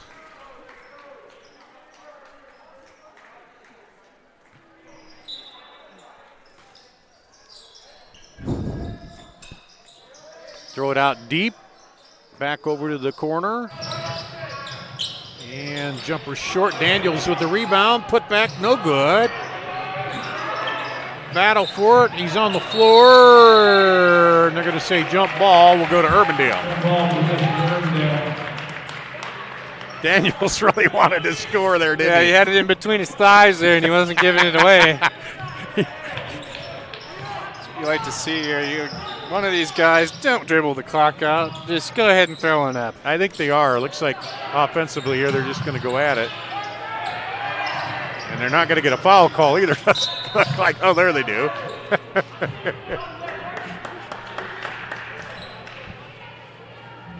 And who is that? That's 42. I don't have him on the roster. We'll see here. Pull up, no good. Rebound, no good, and that'll do it. 60-43. Southeast Polk gets the season sweep of Urbandale here and holds off a rally in the third quarter to go on for the win. We'll take a break, come back, run down the scoring, and wrap it up here on CISN.TV. 35 years in the automotive industry, I had the opportunity to build on the American dream, just like Henry Ford did over 100 years ago. Introducing the all-new DeArmond Ford Indianola. Like Ford Motor Company, we're a family-led business guided by our core values of hard work, trust, honesty, and integrity. People drive to Indianola to buy Fords. The all-new DeArmond Ford, DeArmondFord.com. Built for America, sold by DeArmond Ford Indianola. Hi, I'm Joe the Car Guy with Westside Auto. I'm excited to tell you about our new lifetime oil change plan. When you purchase our plan, you'll never have to pay for an oil change again. If you get a different car, simply transfer the plan over. If that car's oil needs are different than your original plan, just pay the difference. It couldn't be simpler. You won't have to worry about inflation or prices going up. Give us a call at Westside Auto Pros to get details on the lifetime oil change plan. And remember, when I say lifetime, I mean your lifetime, not just your car's. Hi, I'm Chris from Fireplace Superstore. Fall is upon us and fireplace season is here, and you need one of the brand new Heat and Glow gas fireplace inserts. They're the perfect retrofit for that old wood-burning fireplace that you're not using. You get beautiful flames, you get heat, you get easy operation, and they're all brand new Heat and Glow gas fireplace inserts. Please come see us, Fireplace Superstore, 109th and Douglas in Urbandale. Iowans know that winter means snow, ice, and freezing temps. Severe weather can make the roads downright dangerous. Truck Equipment Incorporated has the toughest work equipment that can stand up to the harshest conditions. Look for Western brand snowplows, quality you can count on. Buy new or utilize our repair services. We'll order new parts for same-day pickup or delivery. And now you can shop from home with our virtual showroom. Go to truckequipment.com today. Back here at Southeast Polk, the final on the boys' game, 60-43. The Rams down Urbandale. Dar Danielson with you. Let's run down the scoring here for Urbandale. 12 for Drew Dykstra. 8 for Kirby Smits off the bench. 6 for Grayson Smits. 6 for Nolan Bethke. 6 for Dylan Sands. 3 for Grant DeCrife, and 2 for Jack Craig. For Southeast Polk, they were led by Boone Bain, had 15, 13 of those coming in the first quarter, including 3 threes there. Then 9 each for Chase Bartlett, James Glenn, 8 apiece for Malachi Williams and Cole Falloon. 6 for Dominic Caggiano off the bench. 3 for Riley Edwards and 2 for Carmaya Carmu for Southeast Polk. They led 23-11 after 1, 32-28 at the half, 42-34 after 3, and end up 60-43. Joe, Urbandale had that run there right at the end of the first half where they cut it down, and then starting into the third quarter they cut it down to 2. Couldn't get over the hump, and then that just seemed to something sparked Southeast Polk. They turned up the clamps on defense and just didn't really give Urbandale a lot of extra looks there after that. Yeah, from about 5 minutes left in the fourth, we really saw Southeast Polk just disciplined defense, and they would defend for 30 seconds to a minute long possessions at a time, and really not fouling either. Yeah, not fouling, and that plays into Urbandale just really needed somebody to just orchestrate the offense and get easy points. They just couldn't get any easy baskets against that Southeast Polk defense. They couldn't step up, and then Urbandale stayed in that zone. Well, Southeast Polk then was patient on offense, came down and worked it around and made them pull out of that zone finally. And then by then, they ran out of time to try to come back in this one. Yeah, and that was kind of the plan, too. About 4 minutes left. You could see Southeast Polk was going to slow her way down and just eat the clock. So a sweep here tonight for Southeast Polk in the girls and the boys game. For the Urbandale boys, they will play Panorama tomorrow at Panorama High School. And as I say, trying to get any kind of games in you can. And for Southeast Polk, they play Carroll tomorrow at 3:30 here, right back here at Southeast Polk High School. So appreciate you watching tonight. The girls 60-40, or boys 60-43, and the girls' score was 69-31, a doubleheader sweep. Thanks a lot, Joe. Thanks to Devin and Reese on the controls and camera tonight. That's going to wrap it up here on CISN.TV.